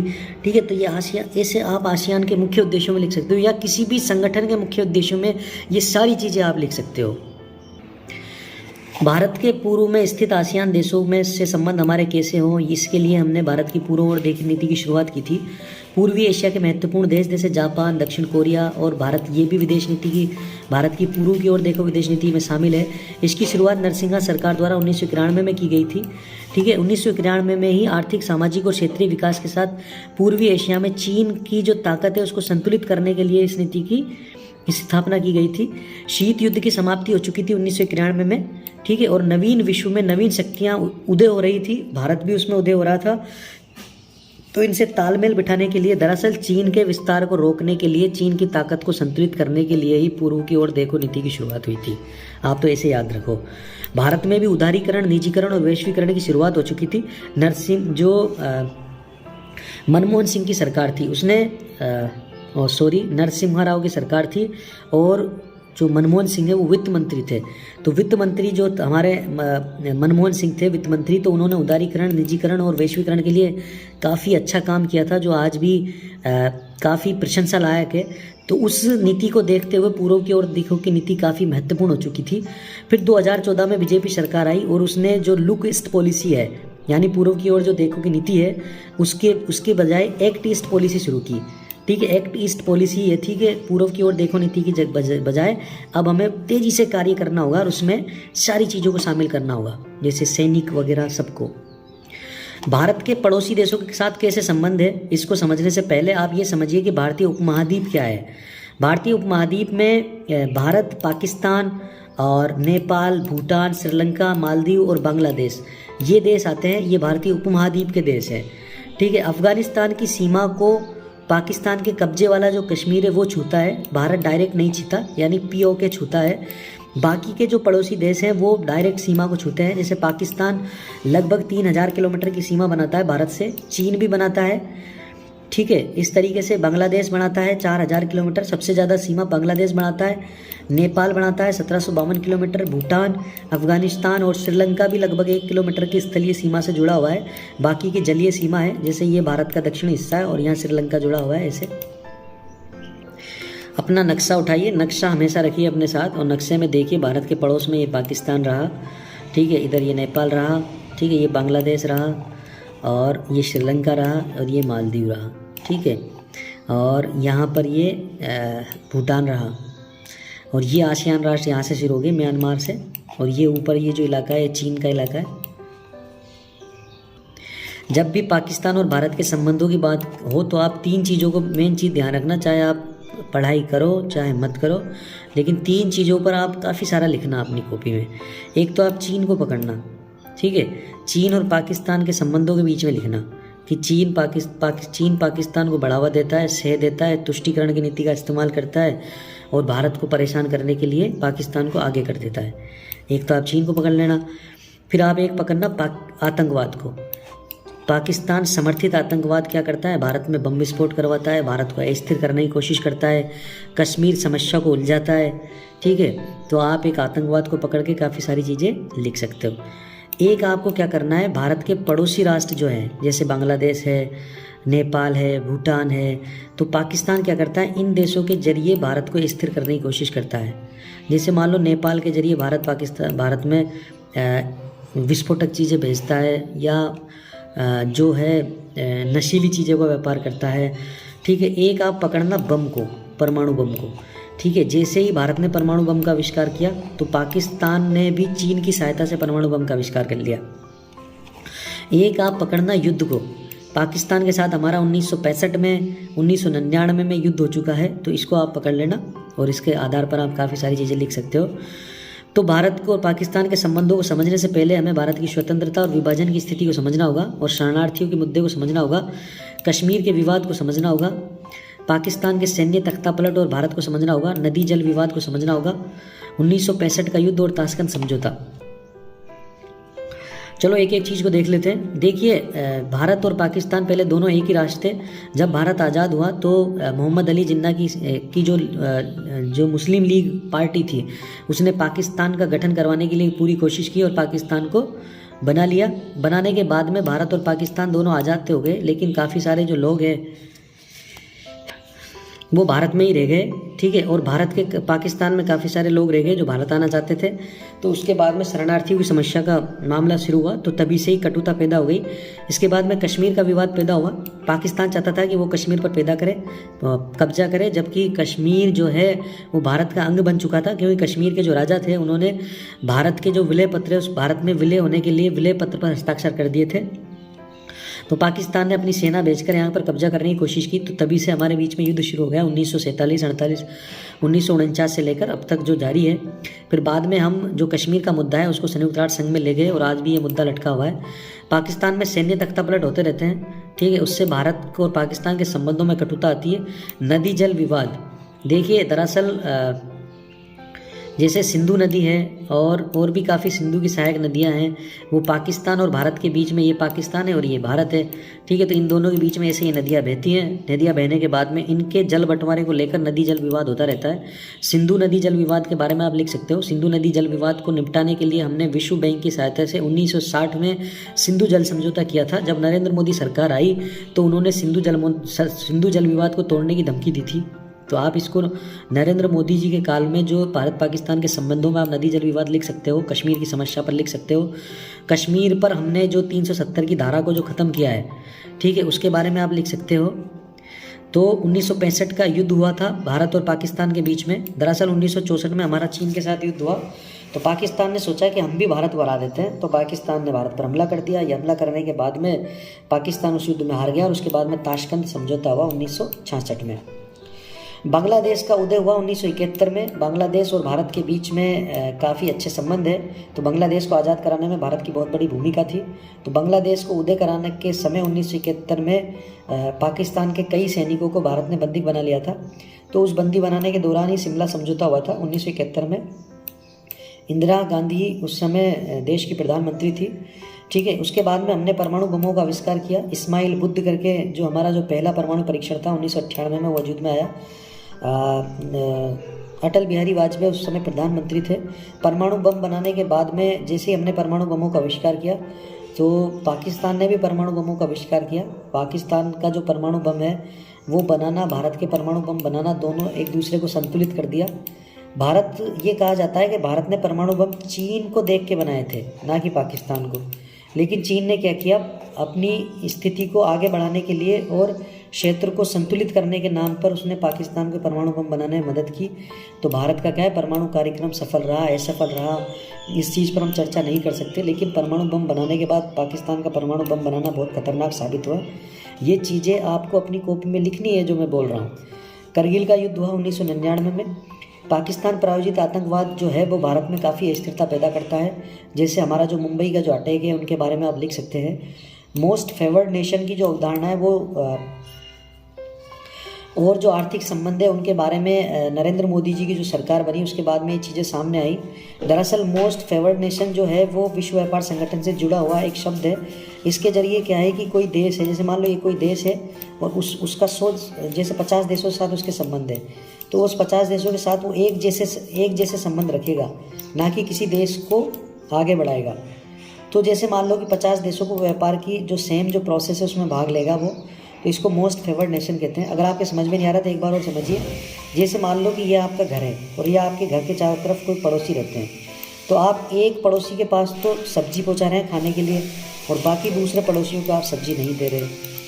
तो इस चीज़ को रोकने के लिए मोस्ट फेवर्ड नेशन की परिभाषा सामने आई। मोस्ट फेवर्ड नेशन का मतलब है कि आप सब्जी जब एक को पहुंचा रहे हैं तो आपको सब्जी सभी को पहुंचानी है, यानी सबके साथ समान व्यवहार करना है आपको। यही मोस्ट फेवर्ड नेशन की अवधारणा है। सांस्कृतिक संबंधों को बनाए रखने के लिए हम खेल का वजूद में लाते हैं। जैसे कि आपने देखा होगा जो मिल्खा भाग मूवी है, उसमें मिल्खा सिंह जो है पाकिस्तान में जाकर दौड़ता है। इसके अलावा हम क्रिकेट में भी भाग लेते हैं। इसको बोलते हैं सॉफ्ट डिप्लोमेसी। अगर हम खेल के जरिए किसी देश के साथ संबंध सुधार रहे हैं तो सॉफ्ट डिप्लोमेसी में आता है। अगर हम आर्थिक मदद के जरिए किसी के साथ संबंध सुधार रहे हैं तो वो डॉलर डिप्लोमेसी में आता है। आजकल वैक्सीन के जरिए दूसरे देशों से संबंध स्थापित किए जा रहे हैं तो उसको बोलते हैं वैक्सीन डिप्लोमेसी। पाकिस्तान में आए दिन अल्पसंख्यकों पर अत्याचार होते रहते हैं। जहाँ से वहाँ पर अल्पसंख्यक हिंदू है, सिख है, ईसाई है, तो उनके ऊपर अत्याचार होते रहते हैं। वहाँ की जो मुस्लिम बहुल जनसंख्या है वो उन पर अत्याचार करती है। इन चीज़ों को आप अपनी कॉपी में लिख सकते हैं। चीन की भूमिका तो लिखनी है, मैंने आपको पहले ही बता दिया। दोस्तों, ओस्प्रे क्लब में आपका स्वागत है। मैं हूँ मंजूर मानू और मुझे आप सलाह दे सकते हो व्हाट्सएप पर और कमेंट्स कर सकते हो। और इस वीडियो की PDF हासिल करने के लिए आप मेरा टेलीग्राम चैनल है ओस्प्रे क्लब नाम से, उसका लिंक भी मैं आपको दे दूंगा। उस पर जाकर आप इस वीडियो की PDF हासिल कर सकते हैं। उस PDF से आप अध्ययन कर सकते हैं। वहाँ पर जब आप PDF हासिल करने के लिए जाओगे तो वहाँ पर आपको पेपर्स भी मिल जाएंगे और अगर आप चाहोगे तो सिलेबस भी पढ़े होंगे, उस पर सिलेबस भी कवर कर सकते हो आप। ठीक है, आप मेरा जो YouTube चैनल है उसको सब्सक्राइब करें दोस्तों। और इससे क्या है कि अगर आप सब्सक्राइब करेंगे और अगर आप मेरे को कमेंट्स करेंगे और इस तरीके से आप मुझे प्रेरित करेंगे तो मैं काफ़ी और वीडियो भी बनाऊंगा छात्रों के हित में। भारत और बांग्लादेश के संबंधों की जब आप बात करें तो आप 3 चीज़ों को ध्यान रखिए। सबसे पहली चीज़ तो है नदी जल बंटवारा। दूसरी चीज़ है शरणार्थियों की समस्या, जो असम में जो बांग्लादेशी आके रह चुके हैं उनको। और नदी जल बंटवारे में आप तीस्ता नदी का जरूर वर्णन करें। शरणार्थियों की समस्या में आप असम में जो शरणार्थी रहते हैं, एनआरसी वगैरह, इनका जिक्र कर सकते हैं बांग्लादेश के संबंधों के साथ। इसके साथ ही आप एक हमारा और बांग्लादेश के संबंधों के बीच में एक ऐतिहासिक योगदान रहा है, काफ़ी इंपॉर्टेंट। हमने बांग्लादेश को बनाने में काफ़ी मदद की है 1971 के युद्ध में, जब इंदिरा गांधी सरकार थी, तो आप उसका भी जिक्र कर सकते हैं। तो बांग्लादेश और भारत के बीच के संबंधों की जब बात आए तो ये तीनों चीज़ें तो आपको याद रहनी ही चाहिए, चाहे बाकी चीज़ें से आप भूल ही जाओ। तो भारत और बांग्लादेश के संबंधों में नींव के पत्थर जैसी जो घटनाएं वो हैं बांग्लादेश के उदय में भारत की भूमिका, बांग्लादेश और भारत के आर्थिक संबंध। हम बांग्लादेश को काफ़ी मदद भी करते हैं, जैसे बांग्लादेश में कोई बांध बन रहा है, नदी जल बांध, जिसके जरिए वो बिजली पैदा करेगा, तो उसमें भारत मदद करता है। नदी जल का जब बंटवारा होता है तो भारत ये चाहता है कि ज़्यादा पानी बांग्लादेश इस्तेमाल करे, भारत कम इस्तेमाल करे, तो ये भी हमारा बड़प्पन है। बॉर्डर की जो सीमा है, देखिए चीन के साथ हमारा बहुत ज़्यादा टकराव है बॉर्डर पर, पाकिस्तान के साथ ज़्यादा टकराव है बॉर्डर पर, लेकिन बांग्लादेश के साथ इतना टकराव नहीं है। तो हम बॉर्डर की सीमा का भी लिख सकते हैं कि बॉर्डर की सीमा अच्छी है और हमने हमारी जो बाड़ाबंदी है वो ढंग से कर रखी है। सांस्कृतिक संबंध, और इसके अलावा हमने जो बॉर्डर की जो सीमा है उसके लिए एक कानून भी पास किया था नरेंद्र मोदी सरकार ने, और उस कानून के जरिए हमने क्या किया कि जो हमारी सीमा है उसको और मजबूत किया। सांस्कृतिक संबंधों में भारत की जो भूमिका है बांग्लादेश के साथ वो काफ़ी इंपॉर्टेंट है, क्योंकि पश्चिमी बंगाल और बांग्लादेश दोनों आपस में घनिष्ठ जो सांस्कृतिक संबंधों से जुड़े हुए हैं। बांग्लादेश का जो राष्ट्रगान है, ठीक है, अमार सोनार बांग्ला, वो रविंद्रनाथ टैगोर जी ने लिखा था। तो इन चीज़ों का भी आप जिक्र कर सकते हैं भारत बांग्लादेश संबंधों में। भारत बांग्लादेश के विवादों के बीच में आपको वही नदी जल विवाद लाना है, फरक्का जल का विवाद लाना है, तीस्ता नदी जल विवाद को लाना है, ठीक है। बांग्लादेश में अल्पसंख्यकों पर अत्याचार को, ये जो अपन ने पाकिस्तान में अल्पसंख्यक अत्याचार कहे थे ना, हिंदुओं पर अत्याचार वगैरह, वो भी ये चीज़ें आप यहाँ लिख सकते हो। शरणार्थी की समस्या लिख सकते हो, क्योंकि बांग्लादेश के जो लोग हैं उनकी समस्या से कौन जूझ रहा है, भारत जूझ रहा है। चीन की भूमिका आपको लिखनी है, चीन बांग्लादेश को अपने करीब लाता जा रहा है। देखिए भारत के जो पड़ोसी देश हैं उनके साथ जब संबंधों का जिक्र करो तो चीन का जिक्र जरूर करना कि चीन हमारे पड़ोसी देशों को अपने करीब लाना चाह रहा है, और चीन ने वहाँ पर अपने अड्डे स्थापित किए, सैन्य अड्डे। अपनी ज़मीन का इस्तेमाल, जो हमारे पड़ोसी है वो अपने ज़मीन का इस्तेमाल चीन को करने दे रहे हैं, चाहे वो मालदीव हो, चाहे वो श्रीलंका हो, चाहे वो पाकिस्तान हो, चाहे वो बांग्लादेश हो। ये सभी देश आपस में, ये सभी देश क्या कर रहे हैं, चीन की तरफ झुक रहे हैं। अब ये क्यों झुक रहे हैं, ये तो अंतर्राष्ट्रीय राजनीति का एक अंग है। फरक्का जल विवाद क्या है दोस्तों? फरक्का जल विवाद दरअसल ये जो गंगा नदी आ रही है, ठीक है, इस गंगा नदी पर जब बांग्लादेश में जब गंगा नदी प्रवेश करती है तो यहाँ पर पश्चिम बंगाल में हमने ऊपर की तरफ एक बांध बनाया हुआ, फरक्का जल विवाद। तो फरक्का जो बांध है, इसमें से बांध में से हम पानी नीचे की तरफ गिराते हैं, ताकि हमारा जो पश्चिमी बंगाल में नीचे जो बंदरगाह है, कोलकाता बंदरगाह, वहाँ पर पानी अच्छा पहुँच सके और जो जल का जो जमाव है वो कम हो। यानी जो गाद जो भर जाती है बंदरगाह पर, कोलकाता बंदरगाह है, जो हल्दिया बंदरगाह है, उसमें जो गाद भर जाती है उसको कम करने के लिए हमने क्या किया है, फरक्का जल को बनाया है। तो इस फरक्का जल के पानी को रोकने की बांग्लादेश मना करता है। बांग्लादेश कहता है कि ये जो पानी है ये बांग्लादेश में अंदर आ जाए, ठीक है, इसको रोको मत हो आप, ये बांग्लादेश चाहता है। तो ये फरक्का जल विवाद है। तीस्ता नदी जल बंटवारा को लेकर पश्चिमी बंगाल की जो ममता बनर्जी की सरकार है उसमें और बांग्लादेश की सरकार में टकराव होता रहता है। दरअसल जो ममता बनर्जी है वो कहती है कि जो तीस्ता नदी है उसका एक हिस्सा, ज़्यादा हिस्सा हमें मिलना चाहिए, जबकि भारत सरकार क्या चाहती है कि जो तीस्ता नदी का ज़्यादा हिस्सा बांग्लादेश को मिलना चाहिए, क्योंकि हम ये चाहते हैं कि हमारे पड़ोसियों से संबंध अच्छे रहे। तो ये सारी चीज़ें आप भारत बांग्लादेश संबंधों में लिख सकते हो दोस्तों। देखिए ये मान लो नेपाल है, ठीक है, और ये नेपाल के जो नीचे है ये भारत है। नेपाल की और भारत की बॉर्डर जो खुली हुई है, ठीक है, तो नेपाल के लोग भारत में आ जा सकते हैं और वो ऐसे रहते हैं जैसे भारत के ही नागरिक हो। भारत जो नेपाल है वो भारत का रुपया नेपाल में चलता है, भारत की करेंसी नेपाल में चलती है दोस्तों, ठीक है। तो हमारी खुली सीमा है और हम नेपाल को काफ़ी आर्थिक मदद करते हैं, इसको सॉफ्ट डिप्लोमेसी कहते हैं। हमारी सांस्कृतिक जो घनिष्ठता है वो नेपाल के साथ काफ़ी ज़्यादा है। हिंदू राष्ट्र एकमात्र जो है वो नेपाल ही है, तो नेपाल एक हिंदू राष्ट्र है और हमारा नेपाल के साथ अच्छे संबंध होना लाजमी है, ठीक है। नदी जल के जो बांध बनाए जाते हैं बिजली पैदा करने के लिए, उनमें भारत काफ़ी मदद करता है। नेपाल के आंतरिक विवादों में भारत हस्तक्षेप नहीं करता। देखिए नेपाल में पहले राजतंत्र था, राजतंत्र के बाद लोकतंत्र आया, लेकिन भारत ने कोई भी छेड़छाड़ नहीं की। तो ये भारत के साथ, भारत और नेपाल को करीब लाने वाली बातें हैं जो आपको याद करनी है। लेकिन कुछ चीज़ें ऐसी है जो नेपाल में जब प्राकृतिक आपदा आई थी 2015-16 में, जब भूकंप आया था तो भारत ने काफ़ी मदद की थी उसकी। और नेपाल में जब भूकंप आया था तो भारत ने अपने ट्रक जो हैं वो भर के भेजे थे फल फ्रूटों के और खाने के। तो भारत काफ़ी मदद करता है नेपाल की। तो भारत नेपाल के संबंधों में ये चीज़ें मील के पत्थर हैं। लेकिन भारत और नेपाल को दूर ले जाने में चीन ने काफ़ी महत्वपूर्ण भूमिका निभाई है। चीन क्या है, नेपाल की मदद कर रहा है, ठीक है। और चीन जो है ये नेपाल के ऊपर चीन है। तो चीन क्या है, अपनी रेल मार्गों के जरिए नेपाल को जोड़ रहा है और नेपाल से कह रहा है कि आप हमारे बंदरगाहों का इस्तेमाल करें। अभी क्या करता है, नेपाल भारत के बंदरगाहों के जरिए अपना माल विदेशों में भेजता है। तो चीन ये कह रहा है कि तुम हमारे बंदरगाहों का इस्तेमाल करो और अपने माल को हमारे जरिए भेजो। नदी जल विवाद भी है, नेपाल और भारत के बीच में नदी जल विवाद भी है, ठीक है। काली नदी की जो सीमा है उसको लेकर नदी जल विवाद पैदा हो गया है भारत और नेपाल के बीच, ठीक है। मधेसी आंदोलन हो रहे हैं। दरअसल जैसे मैंने बताया, नेपाल है और ये नीचे भारत है। तो ये नेपाल की जो तराई है, इस तराई में आपको पता होगा, इस तराई में किसने जन्म लिया था, महात्मा बुद्ध ने। तो इस तराई के जो ज़्यादातर लोग हैं वो भारत के ही हैं। इन्हें मधेसी समुदाय कहते हैं। तो इन मधेसी समुदाय के जो अधिकार हैं उनको नेपाल की जो सरकार है, माओवादी सरकार, प्रचंड की सरकार, ठीक है, तो वो क्या करती है, मधेसी आंदोलन को दबाने की कोशिश करती है और उनके अधिकारों को हनन करती है।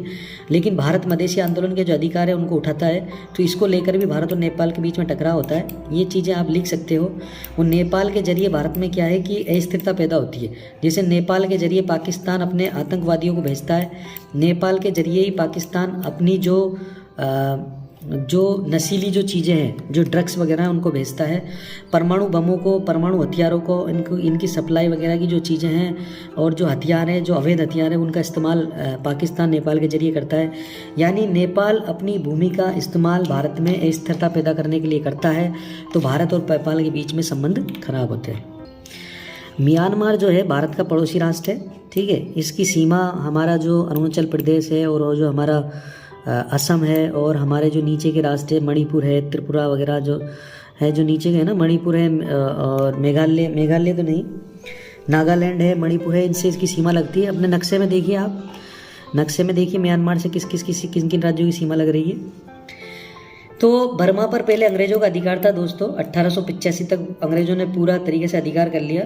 दरअसल बर्मा को, जो म्यांमार को पहले जो अंग्रेज है वो भारत का ही हिस्सा मानते थे। लेकिन 1935 के अधिनियम के जरिए बर्मा को भारत से पूर्णतः अलग कर दिया गया था। 1947 में भारत आज़ाद हो गया और 1948 में बर्मा ने स्वतंत्रता पाली अंग्रेजों से।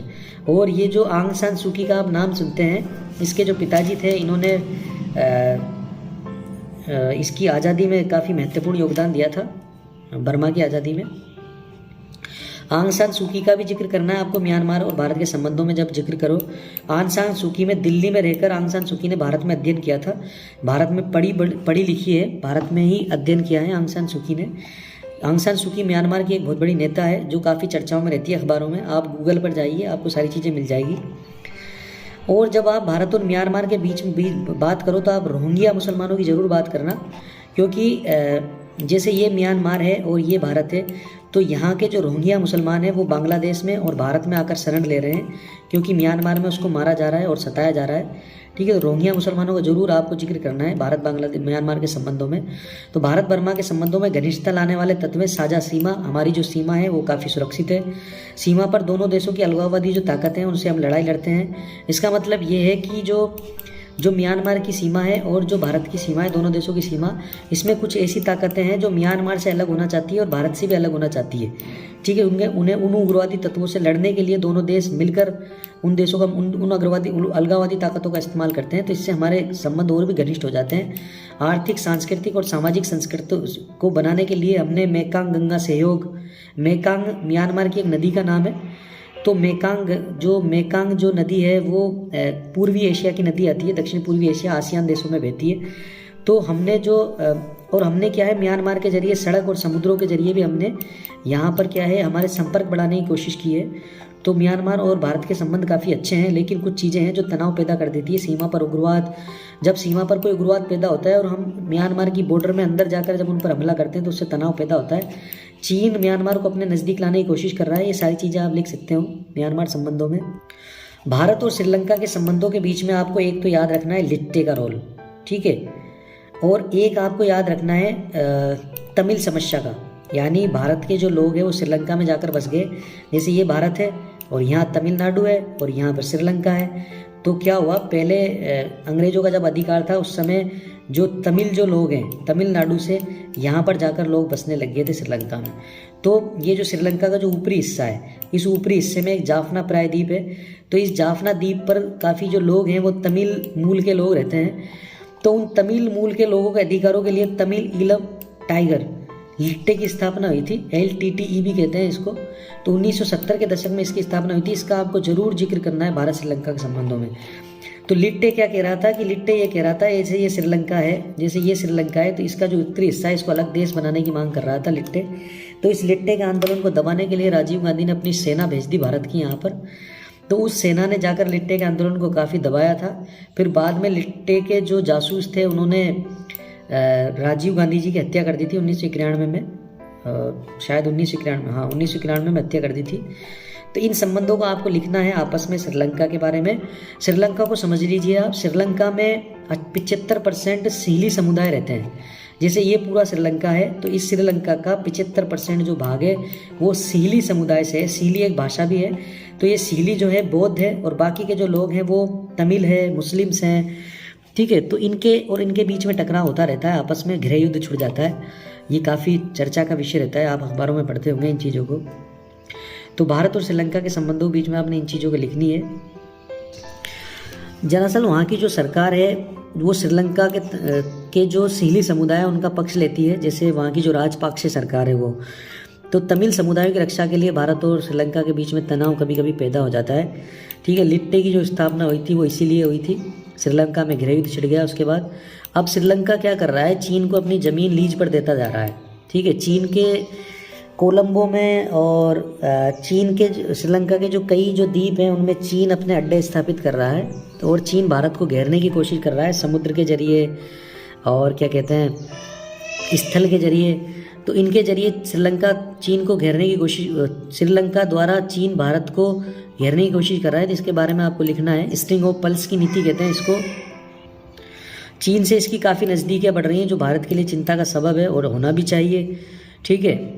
श्रीलंका में जातीय जो संघर्ष है वो काफ़ी परेशान करने वाला है। दरअसल क्या है, वहाँ बौद्ध और मुस्लिम आपस में भिड़ जाते हैं, बौद्ध और तमिल आपस में भिड़ जाते हैं और काफ़ी खून खराबा होता है वहाँ पर।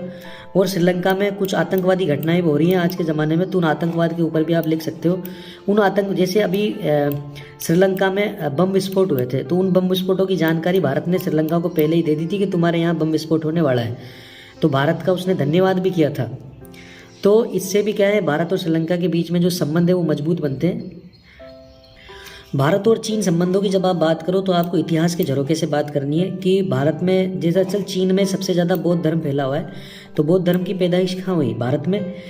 तो बौद्ध धर्म के जो चीनी यात्री थे, फाहियान है, हीनयान है। जैसे फाहियान चंद्रगुप्त द्वितीय के काल में भारत आया था, हीनयान जो है हर्षवर्धन के शासनकाल में भारत आया था। तो ये चीज़ें आपको भारत चीन संबंधों के बारे में लिखनी है कि भारत और चीन के बीच में काफ़ी पुराने ताल्लुकात रहे हैं, भारत और चीन के बीच में काफ़ी पुराने व्यापार रहे हैं, समुद्र के जरिए भारत और चीन के बीच में काफ़ी यात्राएं हुई हैं। इन चीज़ों को आपको लिखनी है। 1911 में देखिए चीन में पहले राजवंश था, राज सत्ता थी, राजाओं का शासन था। तो सन्यात सेन एक डॉक्टर थे, उन्होंने चीन में क्रांति पैदा की। 1911 में चीन की क्रांति हुई। तो फिर माओ का काल आया। फिर उसके बाद में वहाँ के जो चीन में फिर राजतंत्र की गणतंत्र की स्थापना हुई। गणतंत्र के बाद में माओ का काल आया 1949 से 1976। तो इसमें भारत चीन संबंधों के बारे में लिखना है आपको। इसी दौरान भारत और चीन के बीच में युद्ध छिड़ गया। माओ की जो नीतियाँ थी वो माओवादी जो आज हमारे देश में और कई देशों में जो माओवाद है, जैसे नेपाल में भी माओवादी ताकतें हैं, भारत में भी माओवादी ताकतें हैं, तो वो माओ के जरिए पैदा हुई थी। तो माओ को काफ़ी चीज़ों को आप चीन से जोड़ना है आपको। चीन से हमारे जो सीमा विवाद है उसको देखना है आपको। मैकमोहन रेखा चीन के साथ बनाई गई थी, लेकिन चीन कहता है कि मैकमोहन रेखा को हम नहीं मानेंगे। क्यों? क्योंकि मैकमोहन रेखा का इस्तेमाल अंग्रेजों ने किया था, अंग्रेजों ने अपने इस्तेमाल के लिए मैकमोहन रेखा बनाई थी। भारत कहता है तुम मैकमोहन रेखा को मानो, चीन कहता है हम मैकमोहन रेखा को नहीं मानेंगे। भारत कहता है कि आप तिब्बत और भारत के बीच में जो सीमा है, ये सब मान लो ये तिब्बत है और ये भारत है, तो भारत और तिब्बत के बीच में जो सीमा रेखा खींची हुई है बॉर्डर, इस बॉर्डर को आप मानिए। लेकिन चीन कह रहा है कि हम इस बॉर्डर को नहीं मानेंगे क्योंकि तिब्बत ने और अंग्रेजों ने उस बॉर्डर को खींचा था, मैकमोहन रेखा को, तो हम दोबारा से रेखा का निर्धारण करेंगे। तो चीन ऐसे कहता है। चीन और भारत तिब्बत को लेकर विवाद पैदा करता है। दरअसल हमने तिब्बत के जो शरणार्थी है वो भागकर भारत आ गए थे, दलाई लामा वगैरह, तो हमने उनको शरण दे दी थी 1959 में। तो चीन इस बात को लेकर खफा रहता है। और जब अरुणाचल प्रदेश में जब चीन के दलाई लामा वगैरह यात्रा करते हैं, या चीन दलाई लामा की या जो तिब्बतियों की जब किसी सभा में चीन का, भारत का जब कोई प्रतिनिधि शामिल होता है, कोई मंत्री शामिल होता है, तो चीन को काफ़ी कड़ी आपत्ति आती है इस पर। इन चीज़ों को आप लिख सकते हो। चीन और पाकिस्तान का आपस में काफ़ी मिलनसार गठजोड़ है, इससे भारत को काफ़ी दिक्कत है, क्योंकि ये दोनों मिलकर भारत को पीछे धकेलने की कोशिश करते हैं। चीन दरअसल भारत के जो पड़ोसी राष्ट्र हैं उनको भारत से दूर करने की कोशिश कर रहा है। भारत चीन संबंधों में आप इन चीज़ों को लिख सकते हो। जैसे श्रीलंका में चीन ने अपने अड्डे बनाए हैं और भारत को घेरने की कोशिश की है।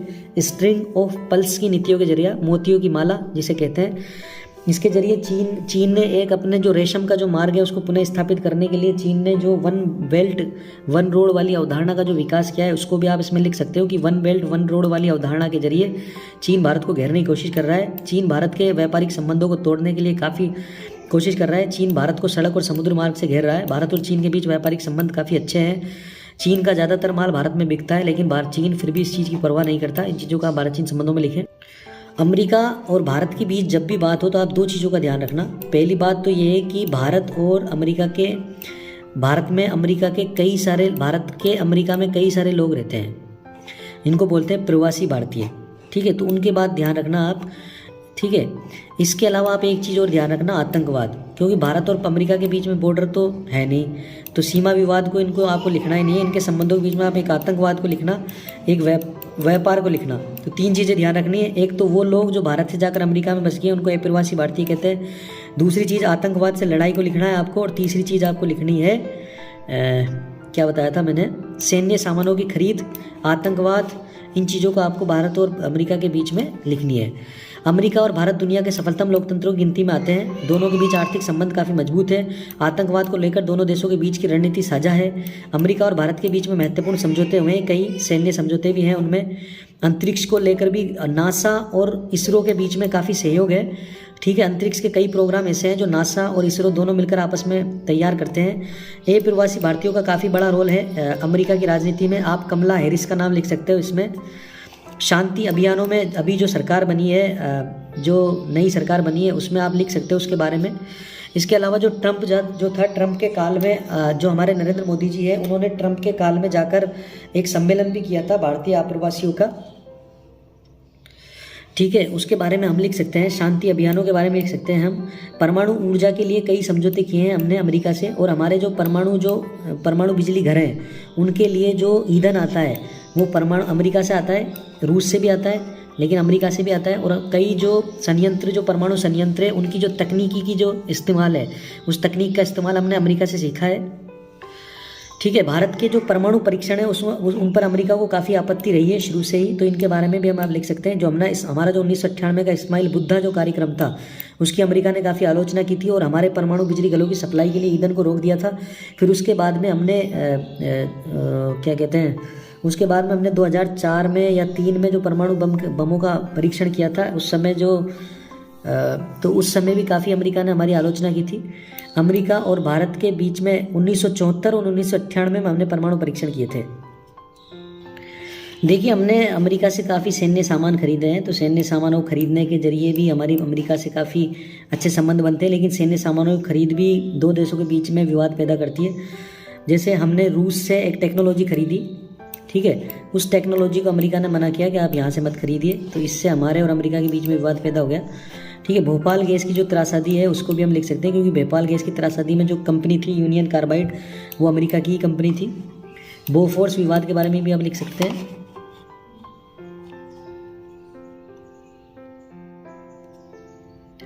भारत और रूस के बीच में भी आपको ये चीज़ें याद रखनी है। एक तो हम परमाणु जो संयंत्र है उनमें परमाणु ईंधन का इस्तेमाल करने के लिए हम रूस से सामान मंगवाते हैं। एक तो ये चीज़ ध्यान रखनी है। एक आपको ये चीज़ ध्यान रखनी है कि हमारे जो हथियार हैं उनको हमारे जो सैन्य हथियार है उनको हम रूस से मंगवाते हैं। और एक चीज़ और ध्यान रखनी है, अभी कुछ दिन पहले हमारे जो रक्षा मंत्री राजनाथ सिंह जी वहाँ से रूस में गए थे वो, और रूस में जाते रहते हैं, तो रूस से हमारे संबंध काफ़ी अच्छे हैं। आतंकवाद को लेकर दोनों देशों के बीच में जो रणनीति है उसका आपको अध्ययन करना है और उस चीज़ को लिखनी है कि दोनों देशों की आतंकवाद को लेकर स्पष्ट सोच है और दोनों देश आतंकवाद खत्म करना चाहते हैं। अंतरिक्ष में दोनों देशों का सहयोग है। हमारे जो कई अंतरिक्ष अभियान है उसमें कई उपकरण उपलब्ध करवाए रूस ने, काफ़ी मदद की है। इसके अलावा जब हमारा जब नेहरू की जब सरकार थी उस काल में रूस ने कई उद्योगों को स्थापित करने में हमारी मदद की है। शांति अभियानों में हम रूस के साथ हैं। परमाणु ऊर्जा के लिए हमारे कई समझौते हैं। रूस और भारत के साझा विचार एक जैसे हैं। सैन्य सामानों की खरीद रूस द्वारा नेहरू का कारखाना स्थापित करने में मदद की है। रूस, चीन और पाकिस्तान की तीनों की जो ये नज़दीक है ये भी भारत को परेशान कर रही है और ये विवाद का बिंदु है। आपका सिलेबस देखिए आप, अंतर्राष्ट्रीय राजनीति में समसामयिक मुद्दे ऐसे करके एक टॉपिक लिखा हुआ है। तो इसमें आपको क्या क्या किन चीज़ों पर वर्णन करना है, आतंकवाद और अंतर्राष्ट्रीय संबंधों पर, पाकिस्तान की स्थिरता पर, पर्यावरण प्रदूषण पर, ग्लोबल वार्मिंग पर, जलवायु परिवर्तन पर, चीन की डिप्लोमेसी पर, डॉलर डिप्लोमेसी पर, चीन की बढ़ती ताकत पर, सोशल मीडिया पर, ठीक है, मध्य पूर्व के संकट पर यानी अरब के जो देश हैं उन पर, और मानव अधिकारों पर, परमाणु हथियारों पर, रासायनिक हथियारों पर, जैविक हथियारों पर, महिलाओं के मुद्दों पर, सोशल मीडिया पर आपको ऐसे टिप्पणी करनी है जैसे कि एक बार हमारे यहाँ पर ये अभियान चला था। हमने क्या किया था कि जैसे जो इस्लामिक जो चीज़ें हैं उनका हमने कई बार विरोध किया था। हमारे यहाँ पर सोशल मीडिया पर विरोध हुआ था। तो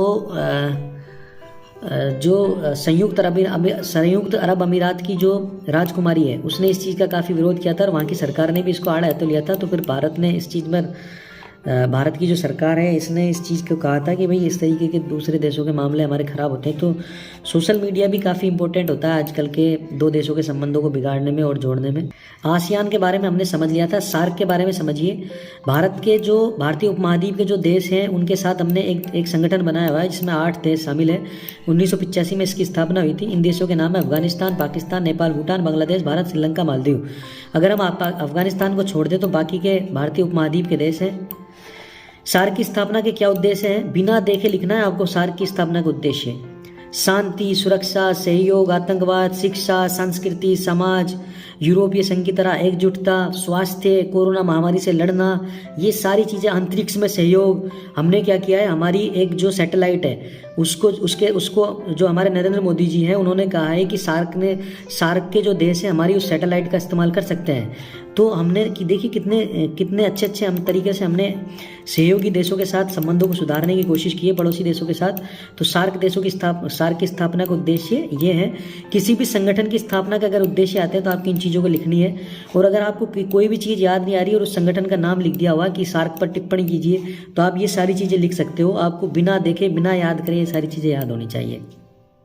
सार्क की उपलब्धियाँ क्या है? सार्क की उपलब्धियां ये है कि इसने क्षेत्रीय विकास में योगदान दिया है, बातचीत के लिए मंच तैयार किया है, स्वास्थ्य सहयोग को बढ़ोतरी दी है, अंतरिक्ष में जो हमने सैटेलाइट लगाई है वो सबको इस्तेमाल कर रही है और एक दूसरे को नज़दीक ला रही है, पड़ोसी देशों के बीच में नज़दीकियाँ बढ़ रही है। अगर दोनों देश युद्ध की स्थिति में आते हैं तो सार्क की जो बैठक होती है उसमें चीज़ें कम पड़ जाती है। ठीक है, चीन जो कई देशों को अपने पास नज़दीक ला रहा है, सार्क के जरिए भारत उन देशों को अपनी ओर नज़दीक ला रहा है। तो एक दूसरे देशों के बीच में तालमेल बिठाने के लिए सार्क की उपलब्धियां काफ़ी अच्छी हैं। सार्क को असफल भी माना जाता है। क्योंकि चीन ने इसको सफल करने में काफ़ी इंपॉर्टेंट भूमिका निभाई है। इसने कई देशों को अपने नज़दीक कर लिया। पाकिस्तान प्रायोजित आतंकवाद जो है वो भी इसमें काफ़ी महत्वपूर्ण भाग निभा रहा है। सार्क को असफल करने में जो लिट्टे भी एक आतंकवादी संगठन है। इसने भी श्रीलंका से हमारे रिश्ते खराब किए हैं। नदी जल विवाद भी सार्क के जो आसपास के जो पड़ोसी राष्ट्र है उसमें विश्वास की भावना पैदा कर रहा है। आतंकवाद मैंने बता ही दिया। असहयोग की भावना, दरअसल नेपाल चीन से ज़्यादा सहयोग की भावना की उम्मीद रखता है, ना कि भारत से। ये ऐसा क्यों हो रहा है? ये अभी इसी साल होने लगा है, ये अभी 2-4 साल से ही। इसमें क्या है कि असहयोग की भावना पैदा हो रही है दोनों देशों के बीच में।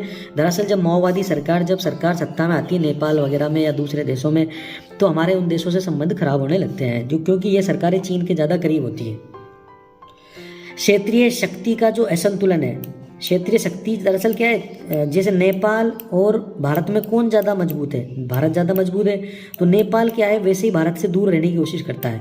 तो ये जो क्षेत्रीय शक्ति असंतुलन है वो भी सार्क की असफलता की बहुत बड़ी का कारण है।